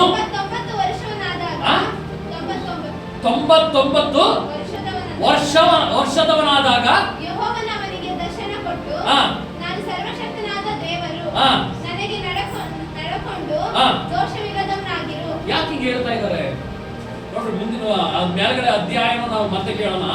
96 ಮೈನಸ್ 99 ಎಷ್ಟಾಗುತ್ತೆ ನೋಡ್ರಿ. ಯಾರೋ ಒಬ್ರು ಲೆಕ್ಕ ಹಾಕ್ರಿ. ನಾನು ಲೆಕ್ಕ ಹಾಕಿದ್ರೆ ನೀವು ಲೆಕ್ಕ ಹಾಕ್ರಿ. ವರ್ಷ ದೇವರ ಒಂದು ಮಾತನ್ನ ಸರಿಯಾಗಿ ಗಮನಿಸದಲ್ಲಿ ಹೋದಂತ ನಿಮಿತ್ತವಾಗಿ ದೇವರು ಅಂತ ಅಬ್ರಹಾಮನೊಟ್ಟಿಗೆನೆ 13 ವರ್ಷ ಮಾತಾಡಿಲ್ಲ. ಇವತ್ತು ನೀವು ದೇವರ ಮಾತನ್ನ ಗಮನಿಸ್ತಲೇ ಇಷ್ಟ ಬಂದಂಗೆ ಜೀವನ ಮಾಡೋದಾದ್ರೆ ದೇವರು ನಿನ್ನ ಹತ್ರ ಮಾತಾಡ್ತಾವನೆ ಅಂತ ಇದು ಹೆಂಗ್ರಿ ತಿಳ್ಕಂತೀರಾ? ಹಲ್ಲೆಲೂಯಾ. ಯಾವ್ಯಾವ ಸ್ಥಳದಲ್ಲಿ ನೀವು ದೇವರ ಮಾತನ್ನ ಗಮನಿಸಿಲ್ಲ, ಯಾವ್ಯಾವ ಸ್ಥಳದಲ್ಲಿ ದೇವರ ಮಾತನ್ನ ಗಮನಿಸದಲ್ಲೇ ವಿರುದ್ಧವಾಗಿ ನಡೆದಿದ್ದೀರಾ, ಪಾಪ ಮಾಡಿದ್ದೀರಾ. ಇವತ್ತು ಅಬ್ರಹಾಮನು ದೇವರೊಟ್ಟಿಗೆ ಮುಖಾಮುಖಿಯಾಗಿ ಮಾತಾಡೋದನು. ಅಬ್ರಹಾಮನನ್ನ ದೇವರೇ ಕರೆದಿದ್ದು, ಅಬ್ರಹಾಮನನ್ನ ನೋಡಿ ಅವನ ನಂಬಿಕೆ ನೀತಿವಂತನೆಂದು ನಿರ್ಣಯಿಸಲ್ಪಟ್ಟಂತ ದೇವರೇ ಇವತ್ತು 13 ವರ್ಷ ಅಬ್ರಹಾಮನ ಹತ್ರ ಮಾತಾಡಲಿಲ್ಲ. ಅದಕ್ಕೆ ಹೇಳ್ತಾರೆ ನನಗೆ ದೋಷ ಇಲ್ದಂಗೆ ನಡ್ಕೊಳ್ಳಲೇ ಅಂತ. ಹಲ್ಲೆಲೂಯಾ. ಇವತ್ತು ನಾವುಗಳು ಅಷ್ಟೇನೆ ದೇವರ ಮಾತನ್ನ ಸರಿಯಾಗಿ ಗಮನಿಸ್ತಲೇ ಇರೋದ್ರಿಂದ, ದೇವರ ವಾಕ್ಯಗಳನ್ನ ಗಮನಿಸ್ತಲೇ ಇರೋದ್ರಿಂದ ಇವತ್ತು ನಿನ್ನ ಆಶೀರ್ವಾದವನ್ನ ಕಳ್ಕೊಂತ ಇದೆ. ಅಷ್ಟು ಮಾತ್ರ ಅಲ್ಲ, ದೇವರು ನಿನ್ನೊಟ್ಟಿಗಿರುವಂತ ಸಂಬಂಧವೇ ಮುರಿದೋಗ್ತಾ ಇದೆ. ದೇವರಿದಾರ ಚೆಕ್ ಮಾಡಿ ನೋಡ್ರಿ. ದೇವ್ರು ಇರೋದಾದ್ರೆ ನಿನ್ನ ಒಳಗಡೆ ಕೋಪ ಇರೋದಿಲ್ಲ, ದೇವ್ರು ಇರೋದಾದ್ರೆ ಇನ್ನೊಬ್ರು ದ್ವೇಷ ಮಾಡೋದಿಲ್ಲ, ದೇವ್ರು ಇರೋದಾದ್ರೆ ನಿನ್ನ ಒಳಗಡೆ ಅಸೂಯೆ ಇರೋದಿಲ್ಲ, ದೇವ್ರು ಇರೋದಾದ್ರೆ ನಿನ್ನ ಒಳಗಡೆ ಯಾವುದೇ ಕೆಟ್ಟ ಪಾಪಗಳಿಗೆ ಒಂದು ಅವಕಾಶ ಇರೋದಿಲ್ಲ. ಇದನ್ನ ಚೆಕ್ ಮಾಡಿ ನೋಡ್ರಿ. ಹೃದಯದಲ್ಲಿ ಫಾಸ್ಟ್ ಇದಾನೆ ಹೃದಯದಲ್ಲಿ. ಹಲ್ಲೆಲೂಯಾ. ಗಮನಿಸಿ ನಡೀರಿ. ಇಲ್ಲಿವರೆಗೆಲ್ಲ ಆಯ್ತು. ದೇವರ ವಾಕ್ಯವನ್ನ ಗಮನಿಸ್ರಿ, ದೇವರ ಆಲಯಕ್ಕೆ ಬರುವಂತದ್ದು ಗಮನಿಸ್ರಿ. ಇವತ್ತು ದೇವರು ಹೇಳ್ತಾನೆ, ಮತ್ತಾಯ 21-22 ವಚನ ಹೇಳ್ತಾನೆ, ನಂಬಿಕೊಂಡು ಪ್ರಾರ್ಥನೆ ಮಾಡುವರು ಅವ್ರು ಏನ್ ಬೇಕಾದ್ರೂ ಕೇಳ್ಕೊಂಡು ನಾನು ಕೊಡ್ತೀನಿ. ದೇವ್ರ ಮಾ ಹೇಳಿದಾನ? ನಾವು ಪ್ರಾರ್ಥನೆ ಮಾಡ್ತಾ ಇದೀವಾ? ಮತ್ತೆ ಆಶೀರ್ವಾದ ಹೆಂಗ್ ಬೇಕ್ರಿ? ಆಶೀರ್ವಾದ ಹೆಂಗ್ ಕೊಟ್ಬಿಡ್ತಾನೆ? ಕೆಲವರು ಪ್ರಾರ್ಥನೆ ಮಾಡ್ತೀರಾ, 10 ನಿಮಿಷ ಮಾಡ್ತೀರಾ. ಇನ್ ಕೆಲವರು ಮಾಡ್ತಾರ, ಅವರು ವೇದ ಪಂಡಿತರು, ಕ್ಯಾಲೆಂಡರ್ ಅಲ್ಲಿರೋ ವಾಕ್ಯ ಓದ್ಬಿಟ್ಟು ಆಮೇಲೆ ಹೋಗ್ಬಿಡ್ತಾರೆ. ಪ್ರಾರ್ಥನೆ ಮಾಡದಲ್ಲೇ, ಏನೂ ಮಾಡದಲ್ಲೇ ದೇವರು ನಿನ್ನ ಹೇಗೆ ಆಶೀರ್ವಾದ ಮಾಡ್ತಾನೆ? ದೇವರು ನಿನ್ನೊಟ್ಟಿಗೆ ಹೇಗೆ ಸಂಬಂಧವಾಗಿರ್ತಾನೆ? ಥಿಂಕ್ ಮಾಡಿ ನೋಡ್ರಿ. ಇವತ್ತು ಅಬ್ರಹಾಮನು ದೇವರು ಮಾತಾಡಿಲ್ಲ ಅಂತ ಎಷ್ಟು ಗೋಗರ್ದಿರ್ತಾನೆ, ಎಷ್ಟು ಯಜ್ಞಗಳು ಮಾಡಿರ್ತಾನೆ, ಎಷ್ಟು ಪ್ರಾರ್ಥನೆ ಮಾಡಿರ್ತಾನೆ. 13 ವರ್ಷ ರೀ. ನಾವು ಒಂದಿನ 2 ದಿನ ದೇವ್ರು ಮಾತಾಡಿಲ್ಲ ಅಂದ್ರೆ ಬದರ್ಬಿಟ್ಬಿಡ್ತೀವಿ. ಸಮಸ್ಯೆಗಳು ಆಮೇಲೆ ಸಮಸ್ಯೆಗಳು ಬಂದ್ಬಿಡ್ತದೆ. 13 ವರ್ಷ ಅವನೇನ್ ತಡ್ಕೊಂಡಿರ್ಬೋದು. ಕಾರಣ ಏನು? ನೆಕ್ಸ್ಟ್ ಇನ್ನೊಂದ್ಸಲಿ ತಪ್ಪು ಮಾಡಬಾರ್ದಂತ. ಇವತ್ತು ದೇವರ ವಾಕ್ಯವನ್ನ ಗಮನಿಸಿ ನೀವು ನಡೆದಲೇ ನಿಮಿತ್ತವಾಗಿ ನೀನು ಅಂದುಕೊಂಡ ಕೆಲಸ ಕಾರ್ಯಗಳು ಅಭಿವೃದ್ಧಿಗಳು ಯಾವುದು ಆಗಲ್ಲ. ಯಾಕೆಂದ್ರೆ ನೀನು ಗಮನಿಟ್ಟು ನೋಡ್ತಾ ಇಲ್ಲ. ನೀನು ಗಮನಿಸಿ ನಡೆಯೋದಾದ್ರೆ ನಿನ್ನ ಲೈಫಲ್ಲಿ ಆಶೀರ್ವಾದ ಇರ್ತದೆ. ಯಾವುದನ್ನು ಗಮನಿಸೋದಿಲ್ಲ. ನಿನ್ನ ಮೈಂಡ್ ಅಲ್ಲಿ ಏನ್ ಸರಿ ಅನ್ಸಲ್ಲ, ಸರಿ, ಓಕೆ, ಹಲ್ಲೆಲೂಯಾ. ಇನ್ನೊಬ್ರು ಮಾತು ಕೇಳುವಂಥದ್ದು, ಶಾರೀರಿಕವಾದ ಮಾತು ಕೇಳುವಂಥದ್ದು, ಓ ದೇವರು ನನ್ನೊಟ್ಟಿಗೆ ಮಾತಾಡಿದ್ರು, ಓಕೆ, ಓ ಇವ್ರು ಹೇಳ್ತಾ ಇದ್ದಾರೆ, ಓಕೆ, ಇವ್ರು ಗಣ್ಯ ವ್ಯಕ್ತಿ, ಓಕೆ, ಇವ್ರು ಜ್ಞಾನವಂತರು, ಓಕೆ. ಅವ್ರು ಹೇಳೋದಲ್ಲ ದೇವ್ರು ಹೇಳ್ದಂಗೆ ಆಗ್ತದೇನ್ರಿ? ಅವ್ರು ಹೇಳೋದು ಹೇಳ್ತಾರೆ, ನಾಶನಕ್ಕೆ ಕರ್ಕೊಂಡೋಗ ಪಾತಾಳಕ್ಕೆ ಬಿಡೋದಕ್ಕೆ ಹೋಗ್ಬಿಡ್ತೀರಾ ಅಂತ. ಅಬ್ರಹಾಮನೊಟ್ಟಿಗೆ 13 ವರ್ಷಗಳು ಮಾತಾಡಕ್ಕಾಗ್ಲಿಲ್ಲ. ಅದಾದ ಮೇಲೆ ಮತ್ತೆ ದೇವ್ರು ನೋಡ್ರಿ ಯಾವ ತರ ಉಗಿತಾರ ನಮಗೆ. ಒಂದ್ ಮೊದಲಿನ 17ನೇ ಅಧ್ಯಾಯ 1ನೇ ವಚನ. ಅಬ್ರಹಾಮನು ದರ್ಶನ ಕೊಟ್ಟು ಅವಾಗ ಏನೋ ಒಂದು ಕನಿಕರ ಪಟ್ಟು, ಏನೋ ಒಂದು ಅವನು ಪಶ್ಚಾತ್ತಾಪ ಪಟ್ಬಿಟ್ಟ. ಓ ದೇವ್ರೇ, ನಾ ಈಗ ಮಾಡಿದ ತಪ್ಪಾಯ್ತಪ್ಪ ಅಂತ ಅಂದ್ಬಿಟ್ಟು ಅಂದಾಗ, ಪ್ರಾರ್ಥನೆ ಯಜ್ಞಗಳು ಮಾಡಿದಾಗ ಆಗ ದೇವ್ರ ಮನಮರಿಗೆ ದರ್ಶನ ಕೊಟ್ಟು ಅವಾಗ ಹೇಳ್ತಾರೆ, ದೇವರು ನನಗೆ ನೋಡ್ರಿ, ದೇವರು ದೋಷ ಇಲ್ಲದವನಾಗಿ. ದೋಷ ಇಲ್ಲದವನಂದ್ರೆ ದೇವರ ಮಾತನ್ನ ಕೇಳದಲ್ಲೇ ನಡೆಯುವಂತವನು ಅವನು ದೋಷಿಯಾಗಿ ಮಾರ್ಪಡ್ತಾನೆ, ಪಾಪಿಯಾಗಿ ಮಾರ್ಪಡ್ತಾನೆ, ಅವನು ದುಷ್ಟನಾಗಿ ಮಾರ್ಪಡ್ತಾನೆ. ಹಲ್ಲೆಲೂಯಾ. ದೇವರಿಗೆ ಎಲ್ಲರೂ ಒಂದೇ ರೀ. ನಾನ್ ತಪ್ಪು ಮಾಡೋದು ದೇವ್ರು ನನಗೂ ಶಿಕ್ಷೆ ಕೊಡ್ತಾರೆ. ಇವತ್ತು ನಾವು ಕುಮಾರ್ ಪಾಸ್ಟರ್ ತಪ್ಪು ಮಾಡಿಲ್ಲ ಅಂದ್ರೂ ದೇವ್ರು ಏನು ಮಾಡಲ್ಲ ಅಂತ ಹೇಳಕ್ ಹೋಗ್ಬೇಡ್ರಿ. ನನ್ಗೂ ನಿಮ್ಗೇನ್ ಶಿಕ್ಷೆ ಕೊಡ್ತಾರೋ ನಮ್ಗೂ ಹಂಗೆ ಶಿಕ್ಷೆ ಕೊಡ್ತಾರೆ. ನಿಮ್ಗಿನ 2ರಷ್ಟು ನಮಗ್ ಶಿಕ್ಷೆ ಕೊಡ್ತಾರೆ ದೇವ್ರು. ಹಲ್ಲೆಲೂಯಾ. ನಿಮ್ಗಾದ್ರೂ ಬುದ್ಧಿ ಇಲ್ಲ, ಗಿದ್ದಿ ಇಲ್ಲ, ಏನೋ ಬಿಡತ್ತಾ, ಈಗ ತಾನೇ ಹಾಲು ಕುಡಿಯೋ ಮಕ್ಕಳು ಅಂತ ಅಂದ್ಬಿಟ್ಟು ದೇವ್ರು ಬಿಟ್ಬಿಡ್ತಾರೆ. ನಮ್ಗ ಹಂಗಲ್ಲ, ಕೊಟ್ರೆ ಸರಿಯಾಗಿರೋದೇ ಕೊಡ್ತಾರೆ. Hallelujah, hallelujah. ಗಮನಿಸಬೇಕು, ದೇವರ ವಾಕ್ಯಗಳನ್ನ ಗಮನಿಸಿ ನಡಿಬೇಕು. ದೇವರ ವಾಕ್ಯಗಳನ್ನ ಗಮನ ಇಟ್ಟು ನಡೀಲಿಲ್ಲ ಅಂದ್ರೆ ನಿನ್ನ ಲೈಫ್ ಅಲ್ಲಿ ಬರಗಾಲಗಳು ಸ್ಟಾರ್ಟ್ ಆಗ್ತದೆ, ಸಮಸ್ಯೆಗಳು ಸ್ಟಾರ್ಟ್ ಆಗ್ತದೆ, ರೋಗ ವ್ಯಾಧಿಗಳು ಸ್ಟಾರ್ಟ್ ಆಗ್ತದೆ. ಯಾಕೆಂದ್ರೆ ಯೋಸೇಫನು ಒಂದು ಸೆರೆಮನೆಯಲ್ಲಿದ್ದಾಗ ಅಲ್ಲಿದ್ದಂತ ಒಬ್ಬ ಅರಸನಿಗೆ, ಒಂದು ಫರೋನ ಅನ್ನುವಂತ ಅರಸನಿಗೆ ಒಂದು ದಿವ್ಯ ದರ್ಶನ ಬರ್ತದೆ, ದೇವರು ಕೊಡ್ತಾನೆ. ಆ ದಿವ್ಯ ದರ್ಶನದಲ್ಲಿ ಸಿಂಪಲ್, ಬೇರೆ ಒಂದು ನಿಮಿಷದ ಕನಸು ಅಷ್ಟೇನೆ. ಆ ಕನಸಲ್ಲಿ ಏನಿರ್ತದಂದ್ರೆ ಒಂದು 7 ತೆನೆಗಳು, ಸಮೃದ್ಧಿ ಇರುವಂತ ಒಂದು 7 ತೆನೆಗಳು, ಒಂದೇ ಬುಡದಿಂದ ಬಂದಂತ ಆ ಒಂದು ಬುಡದಲ್ಲಿ 7 ತೆನೆಗಳು ಕವರ್ ಹೊಡೆದಿರ್ತದೆ. ಇನ್ನೊಂದು ಜಾಗದಲ್ಲಿ ತೋರಿಸ್ತಾರೆ, ಅದೇ ಒಂದು ಬುಡದಿಂದ ಇನ್ನೊಂದು ಕಡೆ ಒಂದು 7 ತೆನೆಗಳು ಹೊಡೆದಿರ್ತದೆ. ಆ ಒಂದು ತೆನೆಗಳು ಬಿಟ್ಟಿರ್ಬೇಕಾದಾಗ ಒಂದು ತೆನೆಯಲ್ಲಿ ಸಮೃದ್ಧಿಯಾಗಿರುವಂತದ್ದು ತೋರಿಸ್ತಾರೆ, ಇನ್ನೊಂದು ತೆನೆಯಲ್ಲಿ ಒಣಗೋಗಿ ಕೆಟ್ಟೋಗಿರೋದನ್ನು ತೋರಿಸ್ತಾರೆ. ಇಷ್ಟೇ ಸಿಂಪಲ್. ಹಲ್ಲೆಲೂಯಾ. ಇಷ್ಟೇ ಕನಸು. ಈ ಕನಸಲ್ಲಿ ಒಂದು ದೊಡ್ಡ ಗೂಢಾರ್ಥ ಇದೆ. ಆಗ ಇದನ್ನ ಯಾವ ವೇದ ಪಂಡಿತರಾಗ್ಲಿ ಶಾಸ್ತ್ರಿಗಳಾಗ್ಲಿ ಯಾರ ಕೈಲೂ ಕಂಡುಹಿಡಿಯಕ್ಕಾಗಲಿಲ್ಲ. ಇದನ್ನ ಯೋಸೇಫ ಅನ್ನುವಂತ ಒಬ್ಬ ಸೆರೆಮನೆಯಲ್ಲಿದ್ದಂತವನ್ನ ಅವನನ್ನ ದೇವರು ಉಪಯೋಗ ಮಾಡ್ತಾರೆ. ಹಲ್ಲೆಲೂಯಾ. ಯಾಕೆ ಗೊತ್ತಾ? ಯೋಸೇಫನ ಸಂಗಡ ದೇವರಿದ್ರು. ಯೋಸೇಫ ಪ್ರತಿಯೊಂದು ವಿಷಯನ ಗಮನಿಸ್ತಾ ಇದ್ದ. ಯೋಸೇಫನು ಪಾಪ ಇಲ್ಲದವನಾಗಿ ನಡ್ಕೊಳ್ತಾ ಇದ್ದ.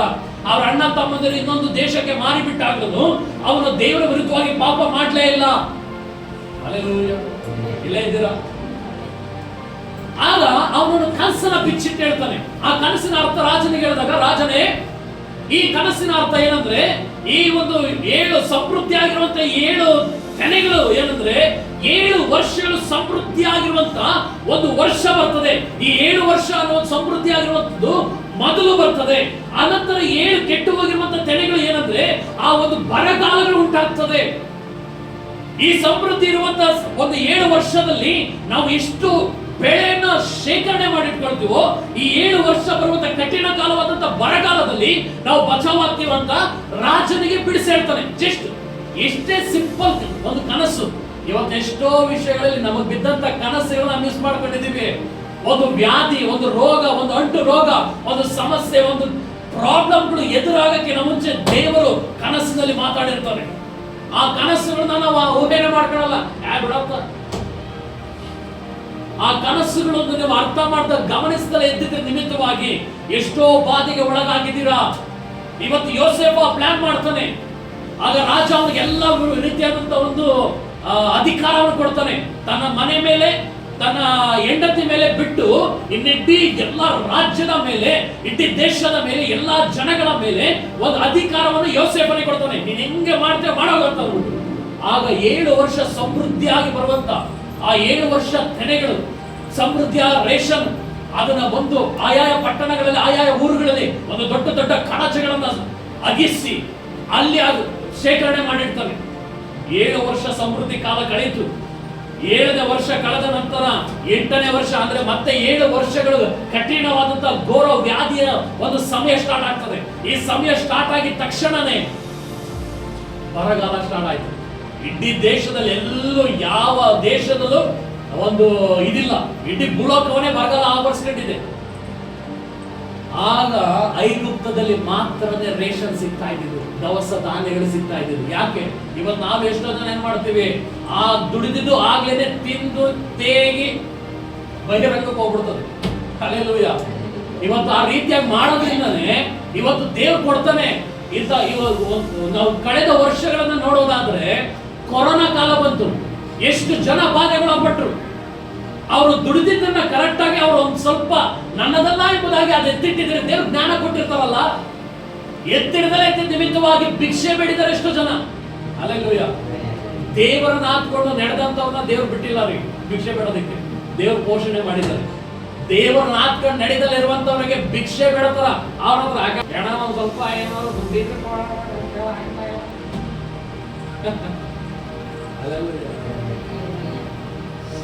ಗಮನ ಇಟ್ಟು ನೋಡ್ರಿ. ದೇವರ ಮಾತು ಏನು, ದುಷ್ಟನ ಮಾತೇನು ಗಮನಿಸ್ರಿ. ನೀವು ಗಮನಿಸಿ ನಡೀಲಿಲ್ಲ ಅಂದ್ರೆ ನಿಮ್ಮನ್ನ ನೀವೇ ನಾಶನಕ್ಕೆ ಒಳಗಾಗ್ತೀರಾ. ಇವತ್ತು ಯೋಸೇಫನು ಕನಸನ್ನ ಗಮನಿಸಿದ ನಿಮಿತ್ತವಾಗಿ ಆ ಒಂದು ಬರಗಾಲದಿಂದ ತಪ್ಪಿಸಿಕೊಂಡ್ರು. ಆ ಐಗುಪ್ತ ದೇಶ ಬಚಾವಾಯಿತು. ಇವತ್ತು ನಿನ್ನ ಕುಟುಂಬ ಒಂದು ವ್ಯಾಧಿಗೆ ಒಳಗಾಗದಂತೆ ನೀನು ಗಮನಿಸಬೇಕಾಗ್ತದೆ. ದೇವರ ವಾಕ್ಯಗಳನ್ನ ಗಮನಿಸಬೇಕಾಗ್ತದೆ. ನೀನು ಗಮನಿಸಲಿಲ್ಲ ಅಂದ್ರೆ ನೀನು ನಾಶನಕ್ಕೆ ಹೋಗ್ತೀಯ. ಹಲ್ಲೆಲೂಯಾ. ಅದಾದ್ಮೇಲೆ ನೋಡ್ರಿ ನೆಕ್ಸ್ಟ್ ಇನ್ನೊಬ್ಬ ವ್ಯಕ್ತಿಯನ್ನು ನಾವು ಗಮನಿಸೋಣ. 1 ಸಾಮುವೇಲ 15ನೇ ಅಧ್ಯಾಯ 15ನೇ ವಚನ. 15:1ನೇ ವಚನ. 1 ಸಾಮುವೇಲ 15:1. ಸಾಮುವೇಲನು ಸೌಲನಿಗೆ, ಯೆಹೋವನು ನಿನ್ನನ್ನು ತನ್ನ ಪ್ರಜೆಗಳಾದ ಇಸ್ರಾಯೇಲರ ಮೇಲೆ ಅರಸನಾಗಿ ಅಭಿಷೇಕಿಸುವುದಕ್ಕೋಸ್ಕರ ನನ್ನನ್ನೇ ಕಳಿಸಿದನಲ್ಲ. ಆತನು ಈಗ ಹೇಳುವುದನ್ನು ಕೇಳು. ಸೇನಾಧೀಶ್ವರನಾದ ಯೆಹೋವನು ನಿನಗೆ ಇಸ್ರಾಯೇಲರು ಐಗುಪ್ತದಿಂದ ಬರುತ್ತಿರುವಾಗ ಅಮೆಲೇಕ್ಯರು ಅವರಿಗೆ ವಿರುದ್ಧವಾಗಿ ನಿಂತು ತೊಂದರೆಪಡಿಸುವುದರಿಂದ ನಾನು ಅವರಿಗೆ ಮೈ ತಿರುಗಿಸುವೆನು. ಈಗ ನೀನು ಹೋಗಿ ಅವರನ್ನು ಸೋಲಿಸಿ ಅವರಿಗಿರುವುದನ್ನೆಲ್ಲ ಸಂಪೂರ್ಣವಾಗಿ ಹಾಳು ಮಾಡು. ಗಂಡಸರನ್ನು, ಹೆಂಗಸರನ್ನು, ಮಕ್ಕಳನ್ನು, ಶಿಶುಗಳನ್ನು, ಎತ್ತು, ಕುರಿ, ಕತ್ತೆ, ಒಂಟೆ ಇವುಗಳನ್ನು ಕನಿಕರವಿಲ್ಲದೆ ಕೊಂದು ಹಾಕು ಎಂದು ಹೇಳುತ್ತಾನೆ ಅಂದನು. ಈಗ ಅಲ್ಲಿ ಏನ್ ಹೇಳ್ತಾ ಇದ್ದಾನೆ? ತನ್ನ ಸೇವಕರ ಮೂಲಕವಾಗಿ. ದೇವರು ಬಂದು ಏನು ಡೈರೆಕ್ಟ್ ಆಗಿ ನಿನ್ನ ಹತ್ರನೇ ಮಾತಾಡ್ತಾರ? ದೇವರು ಮಾತಾಡೋದು ಇಷ್ಟೇ, ಒಂದು ಸೇವಕರ ಮುಖಾಂತರವಾಗಿ ಸ್ಪಷ್ಟವಾಗಿ ಮಾತಾಡೋದು. ಕನಸನ್ನ ನಿನ್ ಅರ್ಥ ಮಾಡ್ಕೊಳಕ್ ಆಗಲ್ಲ. ಮತ್ತೆ ದೇವರ ವಾಕ್ಯವನ್ನು ಓದುವಾಗ ನಿನ್ ತಲೆ ಬಡೋದು ಅರ್ಥ ಆಗಲ್ಲ. ಒಬ್ಬ ಸೇವಕನ ಮೂಲಕವಾಗಿಯೇ ನಿನ್ನ ತಪ್ಪಿನ ಅರಿವನ್ನು ಹುಟ್ಟಿಸೋದು, ಮಾಡಬೇಕಾದ ಕಾರ್ಯಗಳ ಕುರಿತಾಗಿ ಮಾತಾಡೋದು. ಹಲ್ಲೆಲೂಯಾ. ಅದ್ ಬಿಟ್ಟು ಬೇರೆ ಯಾರನ್ನಲ್ಲ. ಬೈಬಲ್ ಅಲ್ಲಿ ತಿರುವಾಕ್ಯ ಮಚ್ಚಾಕಿ ನೋಡೋದಾದ್ರೆ ಯೇಸು ಕ್ರಿಸ್ತನು ತಾನಾಗ್ತಾನೆ ಎಲ್ಲೂ ಹೋಗಿಲ್ಲ. ಹೋಗಿರೋದಂದ್ರೆ ಸ್ಟಾರ್ಟಿಂಗ್ ಅಲ್ಲಿ ಅಬ್ರಹಾಮ್ ಹತ್ರ, ಅದಾದ್ಮೇಲೆ ನೋಹ, ಅದಾದ್ಮೇಲೆ ಯಾರ ಹತ್ರ ಹೋಗಿಲ್ಲ. ಡೈರೆಕ್ಟ್ ಇನ್ನ ಸೇವಕರ ಮುಖಾಂತರವಾಗಿನೇ ಮಾತನಾಡಲಿಕ್ಕೆ ಪ್ರಾರಂಭ ಆಗಿದ್ದು. ಅರ್ಥ ಆಗ್ತಾ ಇದೆಯಾ? ಈಗ ಸಾಮುವೇಲ ಅನ್ನುವಂತ ಒಬ್ಬ ಸೇವಕರ ಮುಖಾಂತರವಾಗಿ ಸೌಲನಿಗೆ ಒಂದು ಸಂದೇಶವನ್ನ ದೇವರು ಮಾತಾಡ್ತಾ ಇದ್ದಾರೆ. ಆ ಮಾತನ್ನ ಅವನು ಗಮನಿಸೋದಿಲ್ಲ.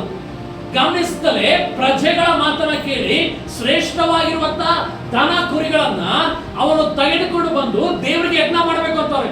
ದೇವ್ರಿಗೇನೋ ಅದೇ ಸಿಗ್ಬೇಕಾಯ್ತಾ? ದೇವ್ರೇನಂತ ಹೇಳಿದ್ರು? ಒಂದು ಕನಿಕರ ಇಲ್ಲದೆ ದನ, ಕುರಿ, ಮೇಕೆ, ಅಲ್ಲಿರುವಂತ ಗಂಡಸರು, ಹೆಂಗಸರು, ಮಕ್ಕಳು ಯಾರನ್ನು ಕನಿಕರ ಇಡಬೇಡ, ಎಲ್ಲಾರನ್ನು ಕೊಚ್ಚಾಕುವಂತ ದೇವರು ಹೇಳಿದ್ರು. ಹೇಳಿದ್ರಾ ಇಲ್ಲ? ಹಲ್ಲೆಲೂಯಾ. ಇವತ್ತು ನಮ್ಮ ಲೈಫ್ ಅಲ್ಲಿ ಅಷ್ಟೇನೆ. ದೇವ್ರು ಇವತ್ತು ನಾವೇನು ಅವ್ರನ್ನ ಹೋಗಿ ಕೊಚ್ಚಾಕೋದು ಬೇಕಾಗಿಲ್ಲ. ನಮ್ಮ ಒಳಗಡೆ ಇರುವಂತ ಕೆಟ್ಟ ಸ್ವಭಾವನ ಬೇರೆ ಸಹಿತ ಕಿತ್ತಾಕು ಅಂತ ದೇವ್ರು ಹೇಳಿದ್ದಾರೆ. ನಾವೇನ್ ಮಾಡ್ತೀವಿ? ಕಿತ್ತಾಕಿದೀವಾ? ಕಿತ್ತಾಕಲ್ಲ. ಹಲ್ಲೆಲೂಯಾ. ಇರ್ಲಿ ಬಿಡಿಪ್ಪ ಅಷ್ಟೇ, ಸ್ವಲ್ಪ ದಿನ ನಮ್ಗೊಂದು ಸ್ವಲ್ಪ ಬೇಕಾಗ್ತದೆ. ನಾವು ನೀರುತ್ತಾ ಇರ್ತೀವಿ, ಬೆಳೀತಾ ಇರ್ತದೆ. ಬೆಳಿಲಿ, ಅದೇ ಮರನೇ ನಿನಗೆ ಮರಣವನ್ನು ತರ್ತದೆ. ನೋಡ್ರಿ, ಅದಾದ್ಮೇಲೆ ನೆಕ್ಸ್ಟ್ ಇಲ್ಲಿ 18ನೇ ವಚನ. ಆತನು ನಿನಗೆ ಹೊರಟು ಹೋಗಿ ಯುದ್ಧ ಮಾಡಿ ಅವರೆಲ್ಲರನ್ನು ಸಂಪೂರ್ಣವಾಗಿ ನಾಶ ಮಾಡು ಎಂದು ಹೇಳಿದನು. ಆತನು ನೀನು ಯೆಹೋವನ ಮಾತನ್ನು ಕೇಳದೆ ಎರಗಿ ಆತನಿಗೆ ದ್ರೋಹ ಮಾಡಿದ್ದೇಕೆ ಅಂದನು. ಆಗ ಸೌಲನು ದ್ರೋಹ ಮಾಡಿದ್ಯಾಕೆ? ಹಲ್ಲೆಲೂಯಾ. ಅದರಲ್ಲಿ ಏನ್ ಹೇಳ್ತಾ ಇದೆ? ದೇವರ ಮಾತನ್ನ ಕೇಳದೆ ದ್ರೋಹ ಮಾಡಿದ್ದೇಕೆ? ಇವತ್ತು ನಾವು ಯಾವಾಗೆಲ್ಲ ದೇವರ ಮಾತನ್ನ ಗಮನಿಸಲೇ ನಡೀತೀವೋ ನಾವು ಪ್ರತಿ ಕ್ಷಣದ ದ್ರೋಹಿಗಳಾಗಿ ಮಾರ್ಪಡ್ತೀವಿ. ಮತ್ತೆ ದ್ರೋಹಿಗಳಿಗೆ ದೇವರು ಕಟಾಕ್ಷ ಇಡ್ತಾನ? ದೇವರು ದ್ರೋಹಿಗಳಿಗೆ ಕೈ ಚಾಚಿ ಆಶೀರ್ವಾದ ಮಾಡ್ತಾನ? ನೀವೇ ಪರೀಕ್ಷೆ ಮಾಡ್ಕೊಡ್ರಿ. ನೀವು ದ್ರೋಹಿಗಳ ಇಲ್ಲ ನೀತಿವಂತರ? ಇವತ್ತು ದೇವರ ವಾಕ್ಯಗಳನ್ನ, ದೇವರ ಸಂದೇಶಗಳನ್ನ, ದೇವರ ಮಾತುಗಳನ್ನ ನೀನು ಗಮನಿಸದಲ್ಲೇ ಹೋದಾಗ ನಿನ್ನ ಜೀವಿತದಲ್ಲಿ ಬರಗಾಲಗಳು ಸ್ಟಾರ್ಟ್ ಆಗ್ತದೆ, ಸಮಸ್ಯೆಗಳು ಸ್ಟಾರ್ಟ್ ಆಗ್ತದೆ. ನಿನ್ನ ಲೈಫ್ ಅಲ್ಲಿ ಯಾವಾಗ ನೀನು ಅಂದುಕೊಂಡಿದ್ದು ನಿನ್ನ ಇಷ್ಟಾರ್ಥಗಳು ನೆರವೇರಲ್ಲ. ಯಾಕೆಂದ್ರೆ ದೇವರ ಮಾತು ಕೇಳಲ್ಲ. ಇವಾಗ ನಮ್ಗೇನ್ ಇಷ್ಟ ತೋರಿಸ್ತದೋ, ನಮ್ಗೇನ್ ಇಷ್ಟ ಆಗ್ತದೋ ಅದನ್ನೇ ನಾವು ಮಾಡ್ತೀವಿ. ನಾವು ದೇವರಿಗೇನ್ ಇಷ್ಟ ಅಂತ ಇದುವರೆಗೂ ಕೇಳಲ್ಲ. ಇವತ್ತು ಎಷ್ಟೋ ಜನ ತಂದೆ ತಾಯಿಗಳು ಅಷ್ಟೇ ತನ್ನ ಮಕ್ಕಳ ಕುರಿತಾಗಿ ಆಸೆಗಳು ಭಯಂಕರ ಇರ್ತದೆ. ನನ್ನ ಮಕ್ಕಳನ್ನ ಹಂಗ್ ಮಾಡ್ಬೇಕು, ಹಿಂಗ್ ಮಾಡ್ಬೇಕು, ಹಿಂಗ್ ಓದಿಸ್ಬೇಕು, ಬಾಯಲ್ಲಿ ಗಾಳಿ ಊದಬೇಕು, ಅವ್ರ ಆಕಾಶಕ್ಕೆ ತುತ್ತ ತುದಿಗೆ ಏರ್ಸ್ಬೇಕು ಇರ್ತದೆ. ಆದ್ರೆ ಮಕ್ಕಳ ಆಸೆನ ಕೇಳೋಲ್ಲ. ಮಕ್ಕಳ ಆಸೆ ಏನು? ನಿನ್ನ ಆಸೆ ಏನಿದೆ? ಹಲ್ಲೆಲೂಯಾ. ಗಮನಿಸಬೇಕಾಗ್ತದೆ, ಗಮನ ಇಟ್ಟು ನೋಡಬೇಕಾಗ್ತದೆ. ಇವತ್ತು ತಂದೆ ತಾಯಿಗಳ ಇಷ್ಟಾರ್ಥ ಅಲ್ಲ. ಇವತ್ತು ನಿನ್ನ ಜೀವಿತದಲ್ಲಿ ನಿನ್ನ ಇಷ್ಟಾರ್ಥದ ಪ್ರಕಾರವಾಗಿ ನೀನು ನಡೆಯೋದಾದ್ರೆ ನಿನ್ನ ಜೀವಿತದಲ್ಲಿ ದೇವರ ಇಷ್ಟಾರ್ಥದವನ್ನು ನೀನು ತಿಳ್ಕೊಳ್ಳಿಲ್ಲ ಅಂದ್ರೆ ನಿನ್ನ ಲೈಫ್ ಅಲ್ಲಿ ಬರೀ ಶೂನ್ಯ ಇರ್ತದೆ.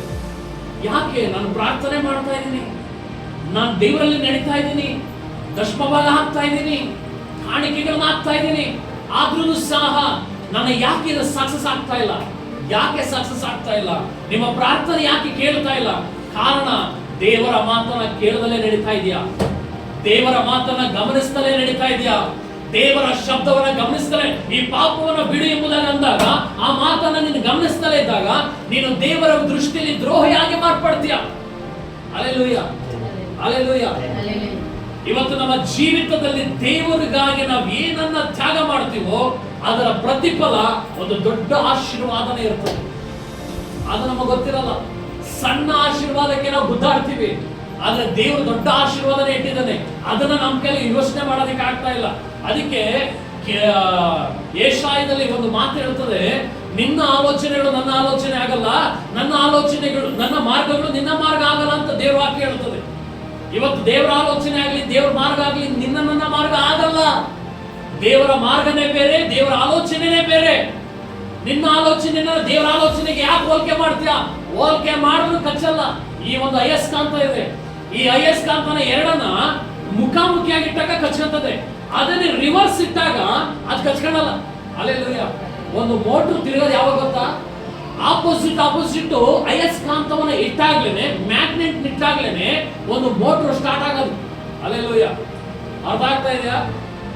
ನಾ ಅಷ್ಟೊಂದೇನು ಓದಿಲ್ಲ, ಜನರಲ್ ನಾಲೆಜ್. ಇವತ್ತು ನಿನ್ನ ಜೀವಿತದಲ್ಲಿ ನೀನು ಯಾವಾಗ ದೇವರ ಮಾತಿನ ಪ್ರಕಾರ ನಡೀತೀಯೋ ನಿನ್ ಕೈ ಹಾಕಿ ಮಾಡುವ ಒಂದೊಂದು ಕೆಲಸಗಳನ್ನ ದೇವರು ಸಮೃದ್ಧಿ ಮಾಡ್ತಾನೆ. ನೀನು ದುಡಿಯುವಂತ ಹಣಕಾಸುಗಳ ಮೇಲೆ ದೇವರ ರಕ್ತದ ಒಂದು ಸೀಲ್ ಹೊಡಿತದೆ. Hallelujah, hallelujah. ಅಷ್ಟು ಮಾತ್ರವಲ್ಲದೆ ದೇವರ ಮಾತನ್ನ ಗಮನಿಸಿ ನಡೆದಂತವನ ಒಬ್ಬ ಲೈಫ್ ನ ಕುರಿತಾಗಿ ಒಂದು ಅದನ್ನು ನಾವು ಓದ್ಕೊಳ್ಳೋಣ. ಯೋಬ 1ನೇ ಅಧ್ಯಾಯ 6ನೇ ವಚನ ತೆಗೆದಿ.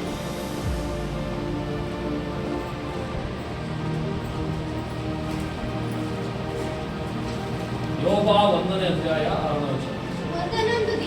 ಒಂದಾನೊಂದು ದಿನ ದೇವದೂತರು ಯೆಹೋವನ ಸನ್ನಿಧಿಯಲ್ಲಿ ಕಾಣಿಸಿಕೊಳ್ಳುವುದಕ್ಕೆ ಬರಲಾಗಿ ಸೈತಾನನು ಅವರ ಜೊತೆಯಲ್ಲಿ ಬಂದನು. ಯೆಹೋವನು ಸೈತಾನನನ್ನು ಎಲ್ಲಿಂದ ಬಂದಿ ಎಂದು ಕೇಳಲು ಸೈತಾನನು ಯೆಹೋವನಿಗೆ ಭೂಲೋಕದಲ್ಲಿ ಸಂಚರಿಸುತ್ತಾ ಅಲ್ಲಲ್ಲಿ ತಿರುಗುತ್ತಾ ಇದ್ದು ಬಂದೇನು ಎಂದು ಹೇಳಿದನು.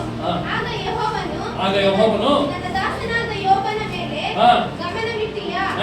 ಅವನು ದೇವರಲ್ಲಿ ಭಯಭಕ್ತಿ ಉಳ್ಳವನಾಗಿ ಕೆಟ್ಟದನ್ನು ನಿರಾಕರಿಸುತ್ತಾ ನಿರ್ದೋಷಿಯಾಗಿಯೂ ಯಥಾರ್ಥ ಚಿಂತನು. ನಿರ್ದೋಷಿಯಾಗಿ ಅಂದ್ರೆ ಏನ್ ಅರ್ಥ? ಅವಲ್ಲೇ ಒತ್ಕೊಂಡು ಇಬ್ರು ಕುರಿತಾಗಿ ಏನಂತ ಹೇಳುದು? ನಿರ್ದೋಷಿ, ದೇವರ ಮಾತನ್ನ ಕೇಳುವವನು ನಿರ್ದೋಷಿಯಾಗಿ. ದೋಷಿ ಬೇರೆ, ನಿರ್ದೋಷಿ ಬೇರೆ. ದೋಷಿ ಅನ್ನುವಂಥದ್ದು ಪಾಪ ಮಾಡುವ ದೇವರ ಮಾತನ್ನ ಕೇಳದಲ್ಲಿರುವನು. ನಿರ್ದೋಷಿ ಅನ್ನುವಂಥದ್ದು ಬಂದು ಅದು ದೇವರ ಮಾತಿನ ಪ್ರಕಾರ ನಡೆಯುವವನು.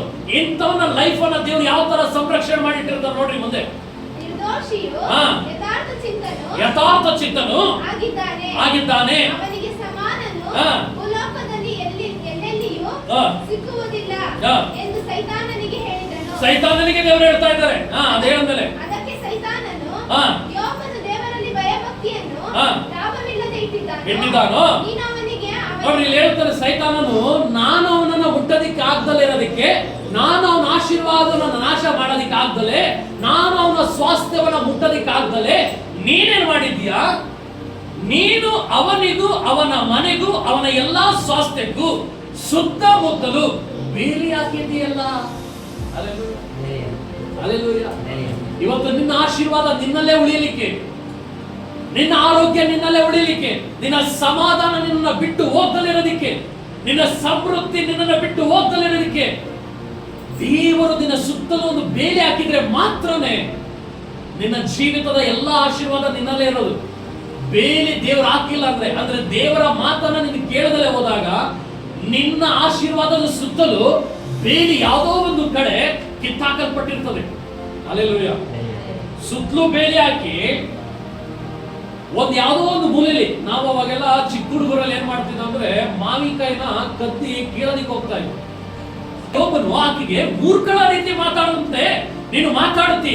ದೇವರ ಹಸ್ತದಿಂದ ನಾವು ಒಳ್ಳೆಯದನ್ನು ಮಾತ್ರವೇ ಹೊಂದಬೇಕು, ಕೆಟ್ಟದನ್ನು ಹೊಂದಬಾರದು ಎಂದು ಹೇಳಿ ಈ ಸಂದರ್ಭದಲ್ಲೂ ಪಾಪದ ಮಾತೊಂದು ಅವನ ತುಟಿಯಲ್ಲಿ ಬರಲಿಲ್ವಂತೆ. ಅದಕ್ಕೆ ರೀ ಅವನು ದೇವರೊಂದು ಪರೀಕ್ಷೆ ಇಟ್ರು, ಆ ಪರೀಕ್ಷೆ ಪಾಸ್ ಆದ. ಅವನು ಕಳ್ಕೊಂಡಿದ್ದಕ್ಕೆ ಎರಡರಷ್ಟು ದೇವ್ರು ಮತ್ತೆ ರಿಟರ್ನ್ ಕೊಟ್ರು. ಹಲ್ಲೆಲೂಯಾ. ನಿನ್ನ ಜೀವಿತದಲ್ಲಿ ದೇವರು ಈ ಕ್ಷಣದಲ್ಲಿ ನೀನು ದೇವ್ರ ಮಾತಿನ ಪ್ರಕಾರ ನಡೀತಾ ಇದೆಯಾ, ಬರಗಾಲ ಇದೆಯಾ, ಸಮಸ್ಯೆಗಳು ಹೋಗ್ತಾ ಇದೆಯಾ, ಡೋಂಟ್ ವರಿ. ದೇವರ ಮಾತನ್ನ ಕೇಳುವಂತವರಿಗೆ ನಾನು ಹೇಳ್ತಾ ಇರೋದೊಂದು, ಡೋಂಟ್ ವರಿ. ದೇವರು ಇವತ್ತಲ್ಲ ನಾಳೆ ನಿಮ್ಮನ್ನ ಮೇಲೆ ಎತ್ತುತ್ತಾನೆ. ಹಲ್ಲೆಲೂಯಾ. ಇವತ್ತಲ್ಲ ನಾಳೆ ನಿನ್ನನ್ನ ಉನ್ನತವಾಗಿ ತಂದೇ ತರ್ತಾನೆ. ನಿನ್ ದೇವ್ರ ಮಾತನ್ನ ಕೇಳಿ ನಡಿಬೇಕಷ್ಟೇ. ನಿನ್ ದೇವ್ರ ಮಾತನ್ನ ಕೇಳಿ ನಡಿಲಿಲ್ಲ ಅಂದ್ರೆ ನೀನ್ ದೋಷಿ ಆಗಿರ್ತೀಯ. ದೋಷಿಗೆ ಯಾವತ್ತೂ ದೇವರು ಒಲಿಯಲ್ಲ. ದೋಷಿಯನ್ನ ದೇವರು ಯಾವತ್ತೂ ಆಶೀರ್ವಾದ ಮಾಡಲ್ಲ. ಇವತ್ತು ನಿನ್ನ ಲೈಫ್ ಅಲ್ಲಿ ನಿನ್ನ ದೇವರನ್ನ ಮಾತನ್ನ ಕೇಳಿ ಆ ಮಾತುಗಳನ್ನ ಗಮನಿಟ್ಟು ನಡೆಯೋದಾದ್ರೆ ನಿನ್ನ ಜೀವಿತದ ಆಶೀರ್ವಾದವನ್ನ ದಿನೇ ದಿನೇ ದಿನೇ ದಿನೇ ನೀನು ಸಮೃದ್ಧಿಯಲ್ಲೇ ನಡೀತಾ ಇರ್ತೀಯ. ಯಾಕಂದ್ರೆ ದೇವರು ನಿನ್ನ ಜೊತೆಯಲ್ಲಿ ಇರ್ತಾನೆ.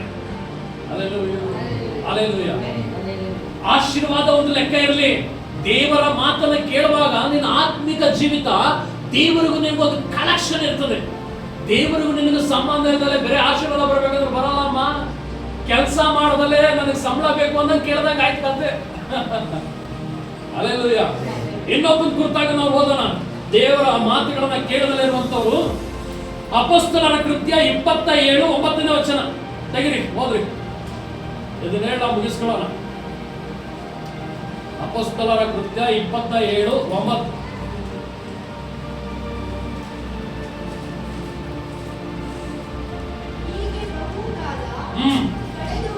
ಕಳೆದು ಹೋಯಿತು.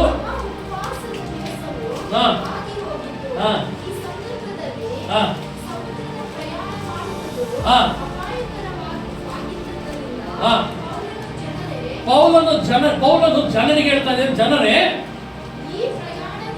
ಈ ಪ್ರಯಾಣದಿಂದ ಹಡಗಿಗೂ ಅಂದ್ರೆ ಸರಕಿಗೂ ಅಂದ್ರೆ ಆ ಒಂದು ಹಡಗಲ್ಲಿರುವಂತ ಬೆಲೆ ಬಾಳುವಂತ ವಸ್ತುಗಳು ಮತ್ತೆ ಹಡಗಿಗೂ ಮಾತ್ರವಲ್ಲದೆ ನಮ್ಮ ಪ್ರಾಣಗಳಿಗೂ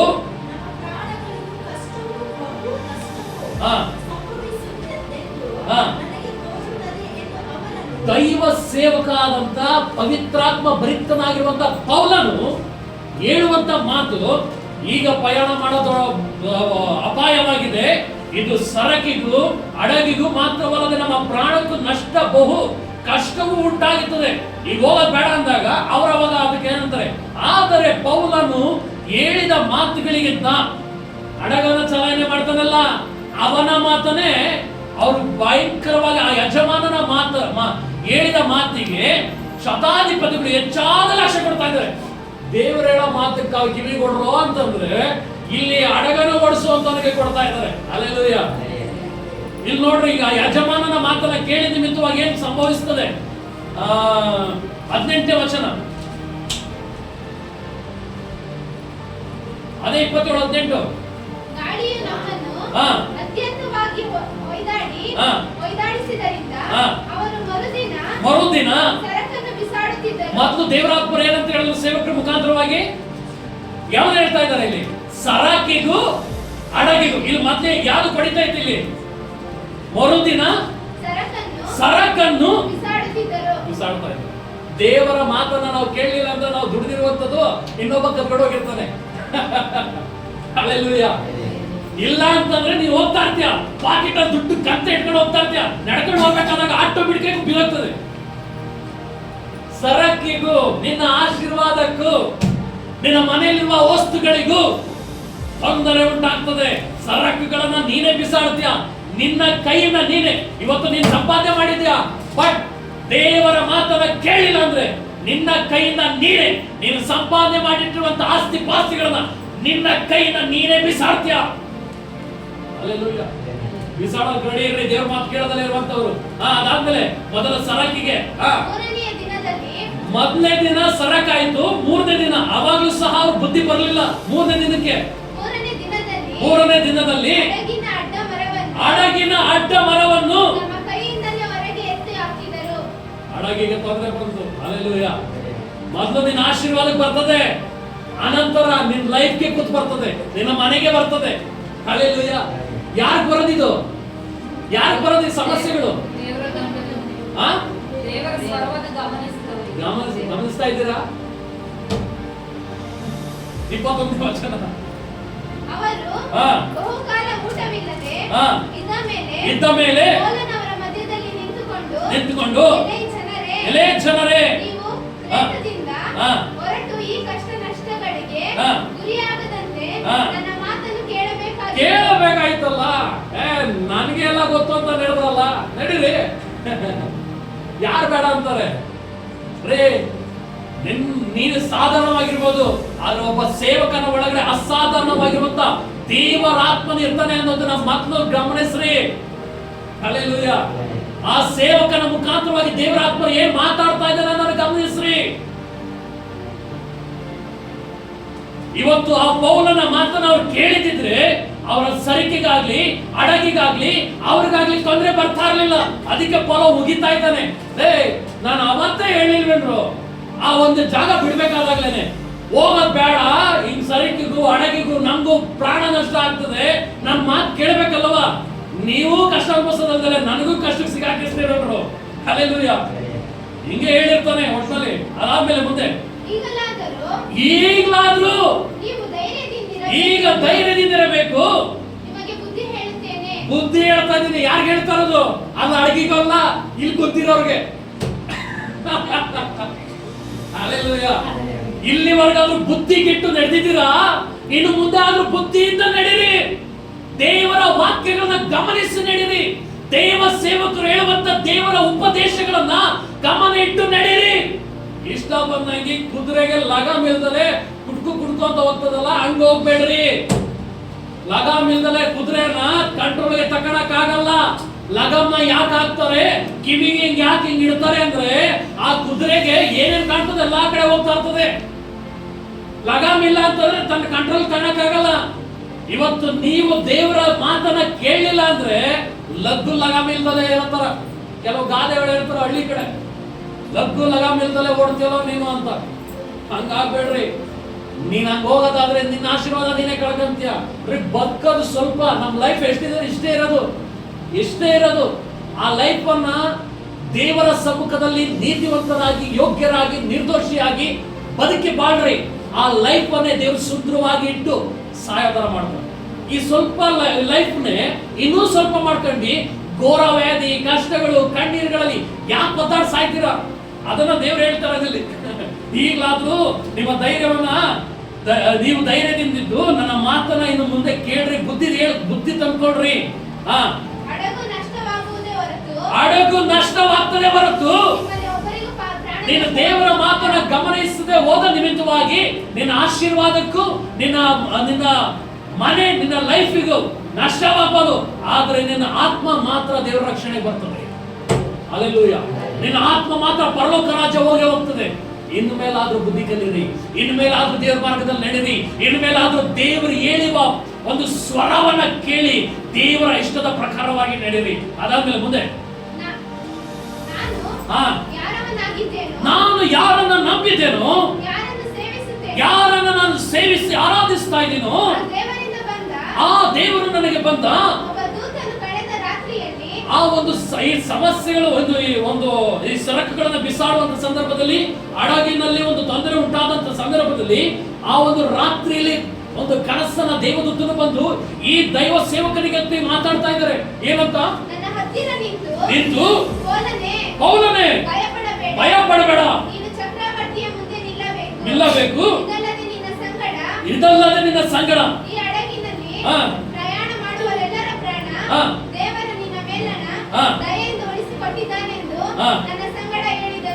ನೋಡಿದ್ರ ದೇವ್ರ ಏನ್ ಹೇಳ್ತಾ ಇದ್ದಾನೆ? ನೀನು ದೇವರನ್ನ ಮಾತನ್ನ ನೀನು ಒಬ್ಬ ಕೇಳು, ನಿನ್ನ ಕುಟುಂಬವನ್ನ ದೇವ್ರು ಕಾಪಾಡ್ತಾನೆ. ನೀನು ಒಬ್ಬ ಕೇಳಿಲ್ಲ ಅಂದ್ರೆ ನಿನ್ ಕುಟುಂಬ ಅಲ್ಲ, ನೀನ್ ಇಡೀ ಲೈಫ್ ಸರ್ವನಾಶ ಆಗುತ್ತೆ. ಹಲ್ಲೆಲೂಯಾ. ದೇವರೇ ಹೇಳ್ತಾ ಇದ್ದಾರೆ, ಪೌಲನಿಗೆ ದರ್ಶನ ಕೊಟ್ಟಿದ್ದಾರೆ. ಪೌಲ ದೇವ್ರ ಮಾತು ಕೇಳ್ದ, ಬಟ್ ಆದ್ರೆ ಇವ್ರು ಕೇಳಬೇಕಲ್ಲ. ಯಾಕಂದ್ರೆ ಇವ್ನು ಸೆರೆಮನೆಯಲ್ಲಿ ಬಿದ್ದಿದ್ದಾನೆ, ಕೈಗಳಿಗೆ ಕೋಳ ಹಾಕಿದ್ದಾರೆ. ಇವ್ನು ಕರ್ಕೊಂಡೋಗಿ ಚಕ್ರವರ್ತಿಗೆ ನಿಲ್ಲಿಸ್ಬೇಕು. ಯಾಕೆ? ದೇವರೇ ಹೇಳ್ತಾ ಇದ್ರೆ ನೀನು ಚಕ್ರವರ್ತಿ ಮುಂದೆ ನಿಲ್ಬೇಕು. ಯಾಕೆ ಅಂದ್ರೆ ಪೌಲನ ಜೀವಿತದಲ್ಲಾದಂತ ಸಾಕ್ಷ್ಯನ ಅಲ್ಲೂ ಹೇಳ್ಬೇಕು. ಹಲ್ಲೆಲೂಯಾ. ಇದರ ನಿಮಿತ್ತವಾಗಿ ಅಲ್ಲಿ ಏನ್ ನಡೀತಾ ಇದೆ, ನಿನ್ನ ನಿಮಿತ್ತವಾಗಿ ಇಲ್ಲಿರುವಂತ ಒಬ್ಬರ ಪ್ರಾಣವು ಹೋಗದಂತೆ ನಾನು ನಿನ್ನ ನಿಮಿತ್ತವಾಗಿ ಕಾಪಾಡ್ತೀನಿ. ಒಬ್ಬ ವ್ಯಕ್ತಿ ದೇವರ ಮಾತನ್ನ ಕೇಳೋದಾದ್ರೆ, ಮನೆಯಲ್ಲಿ 1000 ಜನ ಇರಲಿ, ಮನೆಯಲ್ಲಿ ದೇವರ ವಿರುದ್ಧವಾಗಿ 1000 ಜನ ನಡೀತಾ ಇರಲಿ, ಒಬ್ಬ ವ್ಯಕ್ತಿ ದೇವರ ಮಾತನ್ನ ಕೇಳೋದಾದ್ರೆ ನಿನ್ನ ನಿಮಿತ್ತವಾಗಿ ನಿನ್ನ ಇಡೀ ಕುಟುಂಬವನ್ನೇ ದೇವರು ಕಾಪಾಡ್ತಾರೆ. ಹಲ್ಲೆಲೂಯಾ. ಬಟ್ ಆದ್ರೆ ಈಗ ಏನಂತಂದ್ರೆ, ಆ ಕುಟುಂಬದಲ್ಲಿ ಒಬ್ರದ್ದು ಸಹ ದೇವ್ರ ಮಾತು ಕೇಳಲ್ಲ. ಅದೇ ಘೋರವಾದಂತ ಮಾತು ನೋಡ್ರಿ. ಅದಾದ್ಮೇಲೆ ಮುಂದೆ 25ನೇ ವಚನ, ಆದುದರಿಂದ ಜನರೇ ಧೈರ್ಯವಾಗಿರಿ, ನನಗೆ ಹೇಳಲ್ಪಟ್ಟ ಪ್ರಕಾರವೇ ಆಗುವುದೆಂದು ದೇವರು ನಂಬುತ್ತೇನೆ. ಆದರೆ ನಾವು ಯಾವುದೇ ಒಂದು ದ್ವೀಪದ ದಡವನ್ನು ತಾಕಬೇಕಾಗಿದೆ ಎಂದು ಹೇಳಿದರು. ಅದಾದ್ಮೇಲೆ ನೋಡ್ರಿ, ಮುಂದಕ್ಕೆ ಅದೇ ಓದ್ಕೊಂಡು ಹೋಗ್ತಾರೆ. ಅಲ್ಲಿ ದೇವರ ಮಾತನ್ನ ಕೇಳದಲ್ಲೇ ಜೀವನ ಮಾಡುವಂತವ್ರ ಲೈಫ್. ನಿಜವಾಗಿ ಹೇಳ್ತೀನಿ, ಕಷ್ಟಗಳು, ಸಂಕಷ್ಟಗಳು, ರೋಗಗಳು, ವ್ಯಾಧಿಗಳು ಎಲ್ಲವನ್ನ ಕಳ್ಕೊಂಡಂತವರಾಗೆ ಬರ್ತಾರೆ. ಇನ್ನೊಬ್ಬ ವ್ಯಕ್ತಿ ಇದನ್ನ ಪರಿಚಯ, ಅದನ್ನ ಹೇಳ್ತೀನಿ, ಅದು ವಾಕ್ಯ ತಂದೊಳೋದಕ್ಕಾಗಲ್ಲ. ಒಬ್ಬ ಕಿರಿಯ, ಒಬ್ಬ ಹಿರಿಯ ಅಂತ ಇಬ್ರು ಗಂಡ್ಮಕ್ಳು ಇರ್ತಾರೆ. ಒಬ್ಬ ದೊಡ್ಡವನು, ಒಬ್ಬ ಚಿಕ್ಕವನು. ದೊಡ್ಡವನು ಏನ್ ಮಾಡ್ತಾನೆ, ತಂದೆ ಮಾತು ಕೇಳ್ಕೊಂಡು ವ್ಯವಸಾಯ ಮಾಡ್ಕೊಂಡು ಜೀವನ ಮಾಡ್ತಾ ಇರ್ತಾನೆ, ತಂದೆ ಜೊತೆ ಇದ್ಕೊಂಡು. ಇನ್ನೊಬ್ಬ ಕಿರಿಯವನು, ಅವನು ಶುದ್ಧ ಕೇಳಲ್ಲ, ತಂದೆ ಮಾತು ಕೇಳಲ್ಲ, ಯಾವನ ಮಾತು ಕೇಳಲ್ಲ. ಯಾವನ್ನೋ ಮಾತು ಕೇಳ್ಕೊಂಡ್ಬಿಟ್ಟು ಅಪ್ಪನ ಹತ್ರ ಬಂದ್ಬಿಟ್ಟು ನನ್ಗೆ ಬರ್ಬೇಕಾದ ಆಸ್ತಿಯಲ್ಲಿ ನನಗೆ ಪಾಲ್ ಕೊಡು ಅಂತ ಅಂದ್ಬಿಟ್ಟು ಪಟ್ಟಿಡ್ದು ಬರೋ ಆಸ್ತಿ ಎಲ್ಲ ಕೂಡಿಸ್ಕೊಂಡು ಬೇರೊಂದು ದೇಶಕ್ಕೆ ಪಟ್ಟಿಂಗನಾಗಿ ಬದುಕ್ತಾನೆ. ಅವನಿಗೆ ಹೇಳ್ತಾರೆ ತಂದೆ, ಬೇಡ ಮಗನೇ, ಇಲ್ಲೇ ಇರು, ಇಲ್ಲೇನ್ ಕಮ್ಮಿ ಆಗೈತೆ, ನಿನಗೇನಾದ್ರು ಕಮ್ಮಿ ಆಗಿದೆ, ಯಾಕೆ ಹಿಂಗ್ ಮಾಡ್ತಾ ಇದೆ ಅಂತ ಯಾರ ಮಾತು ಕೇಳಲ್ಲ. ಹಲ್ಲೆಲೂಯಾ. ಹೊರಗಡೆ ಇರುವಂತವ್ರ ಮಾತನ್ನ ಕೇಳುವಂತವ್ರು ಮನೆಯ ಮಾತನ್ನ ಕೇಳೋದೇ ಇಲ್ಲರೇ. ಅರ್ಥ ಆಗ್ತಾ ಇದೆಯಾ? ಸೈತಾನ್ ಮಾತು ಕೇಳುವಂತವ್ರು ದೇವರ ಮಾತನ್ನ ಕೇಳಲ್ಲ.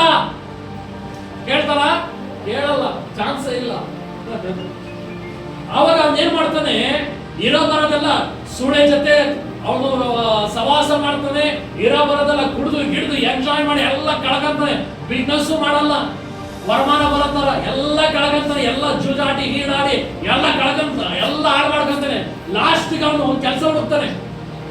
ಅಂದಿ ಯಾವ ಕೆಲಸ ಸಿಗಲ್ಲ, ಹಂದಿ ಮೇಯಿಸೋ ಕೆಲಸ ಸಿಗ್ತದೆ. ಯಾರು ಸಿಗ್ತಾ ಇರೋದು? ಯಾರು ಸಿಗ್ತಾ ಇರೋದು ಇದು ಹಂದಿ ಮೇಯಿಸೋ ಕೆಲಸ? ಹಲ್ಲೆಲೂಯಾ. ಆ ಹಂದಿ ತಿನ್ನುವಂತ ಕಾಯಿ ಪಲ್ಯ ತಿನ್ನೋದಕ್ಕಾಗತ್ತ ನಮ್ಗೆ? ಓ ಮೈ ಗಾಡ್. ಅದ್ರ ಮಗ್ಲಲ್ಲಿ ಹೋದ್ರೇನೆ ತಿಂದಿರೋ ಊಟನ ಆಚೆಗಡೆ ತೆಗ್ದಿರ್ತದೆ. ಆ ಹಂದಿ ತಿನ್ನುವಂತ ಕಾಯಿ ಪಲ್ಯ ಆದ್ರೂ ತಿನ್ನೋ ನಾನು ಹೊಟ್ಟೆ ತುಂಬಿಸ್ಕೊಳ್ಳೋಣ ಅಂತ ಪ್ಲಾನ್ ಮಾಡ್ತಾನೆ. ದೇವರ ಮಾತನ್ನ ಕೇಳದಲ್ಲೇ ಹೋದಂತ, ತಂದೆ ಮಾತನ್ನ ಕೇಳದಲ್ಲೇ ಹೋದಂತವನು ಆ ಕಾಯಿ ಪಲ್ಯ ಸಹ ಓನರ್ಸ್ ಕೊಡಲ್ಲ. ಹಂದಿ ಇಟ್ಟಿರೋ ನೀನ್ ತಿಂತಾನಲ್ಲ ಇಡಿಯಟ್. ಹಲ್ಲೆಲೂಯಾ. ಹಲ್ಲೆಲೂಯಾ. ಇಡಿಯಟ್ ಅಂದ್ರೆ ಬುದ್ಧಿ ಇಲ್ಲದ ನಮಗೆ ಕೆಟ್ಟ ಮಾತು ಅನ್ಕೊಂಡ್ಬಿಟ್ಟಿರ. ಇಡಿಯಟ್ ಅಂದ್ರೆ ಬುದ್ಧಿ ಇಲ್ಲದಲ್ಲೇ ಇರೋನು ಅಂತ ಅರ್ಥ. ಅಲ್ಲೇನಮ್ಮ? ಅಮ್ಮ ಅಲ್ಲೇನಮ್ಮ? ನಮ್ಮ ಇದ್ರಲ್ಲಿ ಇಂಗ್ಲಿಷ್ ಓದಿರೋರು ಒಂದ್ ಸ್ವಲ್ಪ ಇಬ್ರು ಇದ್ದಾರೆ. ಒಂದು ಹುಡುಗ ಬಂದ್ಬಿಟ್ಟು ಇವತ್ತು ಆ ವ್ಯಕ್ತಿ ಹಂದಿ ತಿನ್ನುವಂತ ಕಾಯಿನೂ ಸಿಗಲ್ಲ. ಲಾಸ್ಟ್ಗೆ ಅವಾಗ ಬುದ್ಧಿ ಬರ್ತದೆ. ಓ, ನನ್ನ ತಂದೆ ಮಾತನ್ನ ನಾನು ಕೇಳಬೇಕಾಗಿತ್ತು. ಅವಾಗ ಗಮನಿಸ್ಕೊಂತಾನೆ, ಓ ನನ್ನ ತಂದೆ ಹತ್ರ ಬಳಿಗೆ ಹೋಗ್ತೀನಿ, ನನ್ನ ತಂದೆ ವಿರುದ್ಧ, ಅಪ್ಪ ನಿನ್ನ ವಿರುದ್ಧವಾಗಿಯೂ ಪರಲೋಕದ ವಿರುದ್ಧವಾಗಿಯೂ ದೊಡ್ಡ ಪಾಪ ಮಾಡಿಬಿಟ್ಟಿದ್ದೇನೆ, ನನ್ನನ್ನು ಕ್ಷಮಿಸು ಎಂಬುದಾಗಿ ನನ್ನ ತಂದೆಯ ಬಳಿಯಲ್ಲಿ ಹೋಗಿ ಕೇಳಿ, ನನ್ನ ತಂದೆ ಹತ್ರ ಕೆಲಸ ಮಾಡುವಂತ ಜಾಗದಲ್ಲಿ ನಾನು ಕೆಲಸ ಮಾಡ್ಕೊಂಡು ಅಲ್ಲೇ ಆರಾಮಾಗಿರ್ತೀನಿ ಅಂತ ಹೋಗ್ತಾನೆ. ಹಲ್ಲೆಲೂಯಾ. ಇಷ್ಟೆಲ್ಲ ಆಗೋದ್ಕಿಂತ ಮತ್ತೆ ತಂದೆ ಮಾತು ಕೇಳಿದ್ರೆ ಇವೆಲ್ಲ ಇರ್ತಿತ್ತ? ಇವತ್ತು ನಿಮ್ ಲೈಫಲ್ಲಿ ಇದೇ ಆಗ್ತಾ ಇರೋದು. ತೊಂದರೆಗಳು ಬರೋಕಿನ ಮುಂಚೆನೆ ದೇವರ ಎಚ್ಚರಿಕೆ ಕೊಡ್ತಾನೆ. ಅದೆಲ್ಲ ಎದ್ದು ಬಿದ್ದು, ಕೆಸರಲ್ಲಿ ಬಿದ್ದು, ಗುಂಡಿಲ್ ಬಿದ್ದು, ಆ ಏಸ್ಗೆ ತುಳಿದು ಇದೆಲ್ಲ ಮಾಡ್ಕೊಂಡು ಬಿದ್ದು ಗಲೀಜ್ ಮಾಡ್ಕೊಂಡು ಯಾರು ನಮ್ಮ ಬಳಿ ಬರ್ದಕ್ಕಾಗ್ದಂಗೆ ನಮ್ಮನ್ನ ಎಲ್ಲಾರು ದ್ವೇಷ ಮಾಡಂಗೆ ಅಂತ ಟೈಮಲ್ಲಿ ಅವಾಗ ಬುದ್ಧಿ ಬರ್ತದ ನಮ್ಗೆ. ಅಲ್ಲಿಗಿನ ಮುಂಚೆ ಈಗಲೇ ಬುದ್ಧಿ ತಂದ್ಕೊಂಡ್ರಿ. ಇನ್ನೂ ಕಾಲ ಮೀರಿಲ್ಲ, ದೇವ್ರು ಬರೋ ಹತ್ರ ಆಗ್ತಾ ಇದೆ.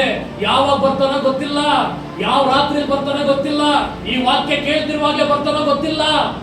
ಎಚ್ಚರಗೊಳ್ರಿ. ಎಚ್ಚರಗೊಳ್ಳುವುದಾದರೆ ನೀನು ರಕ್ಷಿಸಲ್ಪಡ್ತೀಯ. ಹಲ್ಲೆಲೂಯಾ. ಇಲ್ಲ ಅಂದ್ರೆ ಕೈ ಬಿಡಲ್ಪಡ್ತೀಯ, ನರಕಕ್ಕೆ ಬೀಳ್ತೀಯ. ಈ ಭೂಲೋಕದಲ್ಲಿರುವಂತ ವೇದನೆಗಿಂತ ನರಕದಲ್ಲಿರುವಂತ ವೇದನೆ ಭಯಂಕರವಾದದ್ದು. ನರಕನ ದೇವರೇ ಉಂಟು ಮಾಡಿದ್ದು. ದೇವರ ಮಾತನ್ನ ಕೇಳದಲ್ಲಿರುವಂತ ದುಷ್ಟ ಸೈತಾನನಿಗೆ ಅಂತಾನೆ ನರಕನ ಉಂಟು ಮಾಡಿರೋದು. ಆ ದುಷ್ಟ ಜನ ಸೈತಾನನ ಜೊತೆಯಲ್ಲಿ ನೀರು ಸೇರಬಾರದು ಅಂತಾನೆ ಆತನು ಕಲ್ವಾರಿ ಶಿಲುಬೆಯಲ್ಲಿ ಬಲಿಯಾಗಿದ್ದು. ದೇವ್ರ ಎಂತಕ್ಕಾಗಿ ಬಲಿಯಾದನು ಅನ್ನುವಂತ ಗಮನನೇ ಇಲ್ಲ ನಿಮಗೆ. ಹಲ್ಲೆಲೂಯಾ. ಗಮನಿಸಿ ನಡೀರಿ, ಗಮನ ಇಟ್ಟು ನಡೀರಿ. ಏನು ತಾನು ಅಂತ ಜೀವನ ಮಾಡಬೇಡ್ರಿ. ದೇವರ ಮುಂಭಾಗದಲ್ಲಿ ಮೊಣಕಾಲಾಗ್ರಿ. ದೇವರ ಮುಂಭಾಗದಲ್ಲಿ ಪ್ರಾರ್ಥನೆ ಮಾಡ್ರಿ. ದೇವರ ಮುಂಭಾಗದಲ್ಲಿ ಏನೇನು ಅಪರಾಧಗಳ ಮಾಡಿದಿರೋ ದೇವರ ಸಮ್ಮುಖದಲ್ಲಿ ಹೇಳ್ರಿ. ನೀವು ಪ್ರಾರ್ಥನೆ ಮಾಡುವಾಗ ನಿಮ್ಮ ಪಾಪಗಳನ್ನು ಅರ್ಕೆ ಮಾಡಿ ದೇವರ ಬಳಿಯಲ್ಲಿ ನಿರ್ದೋಷಿಗಳಾಗಿ ನೀವು ನಡಿಬೇಕಾದಾಗ ನಿನ್ನ ಜೀವಿತವನ್ನ ದೇವರೇ ಮೇಲೆತ್ತಿ ಕಾಪಾಡ್ತಾನೆ. ಶುದ್ಧನಾದ ದೇವನೇ ನಿನಗೆ ಸ್ತೋತ್ರ. ಭೂಮಿ ಆಕಾಶಗಳ ನಿರ್ಮಿಸಿದಾತನೇ ನಿನಗೆ ಸ್ತೋತ್ರ.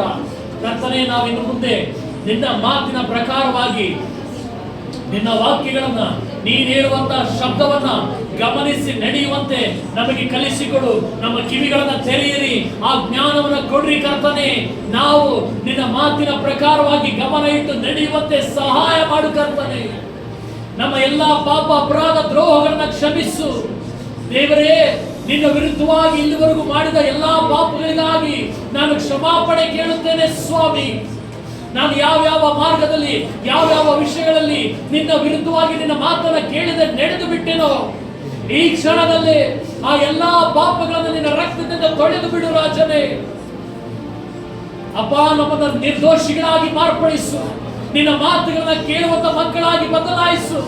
ಇಲ್ಲಿವರೆಗೂ ನಿನ್ನ ಮಾತನ್ನ ಕೇಳದೆ ನಡೆದಿದ್ದಕ್ಕಾಗಿ ದೇವರೇ ನಮ್ಮನ್ನ ಕ್ಷಮಿಸು. ನಮ್ಮ ಪಾಪ ಅಪರಾಧ ದ್ರೋಹವನ್ನ ಕ್ಷಮಿಸು. Thank you Jesus. ನಿನ್ನ ಕೃಪೆ ಇಳಿದು ಬರಲಿ ಸ್ವಾಮಿ. ನಿನ್ನ ದಯೆ ಇಳಿದು ಬರಲಿ ಸ್ವಾಮಿ.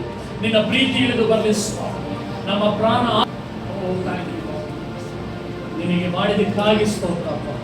ಪ್ರತಿಯೊಬ್ಬೊಬ್ಬರನ್ನ ನೀನು ಮುಟ್ಟಿದ್ದಕ್ಕಾಗಿ ನಜರೇತಿನ ಯೇಸು ಕ್ರಿಸ್ತನ ನಾಮದಲ್ಲಿ ನಮ್ಮ ಪ್ರಾಣ ಆತ್ಮ ಶರೀರವನ್ನು ಒಪ್ಪಿಸಿಕೊಟ್ಟು ಪ್ರಾರ್ಥಿಸಿ ಬೇಡಿಕೊಳ್ಳುತ್ತೇನೆ ತಂದೆಯೇ. Amen, amen. ಹಲ್ಲೆಲೂಯಾ.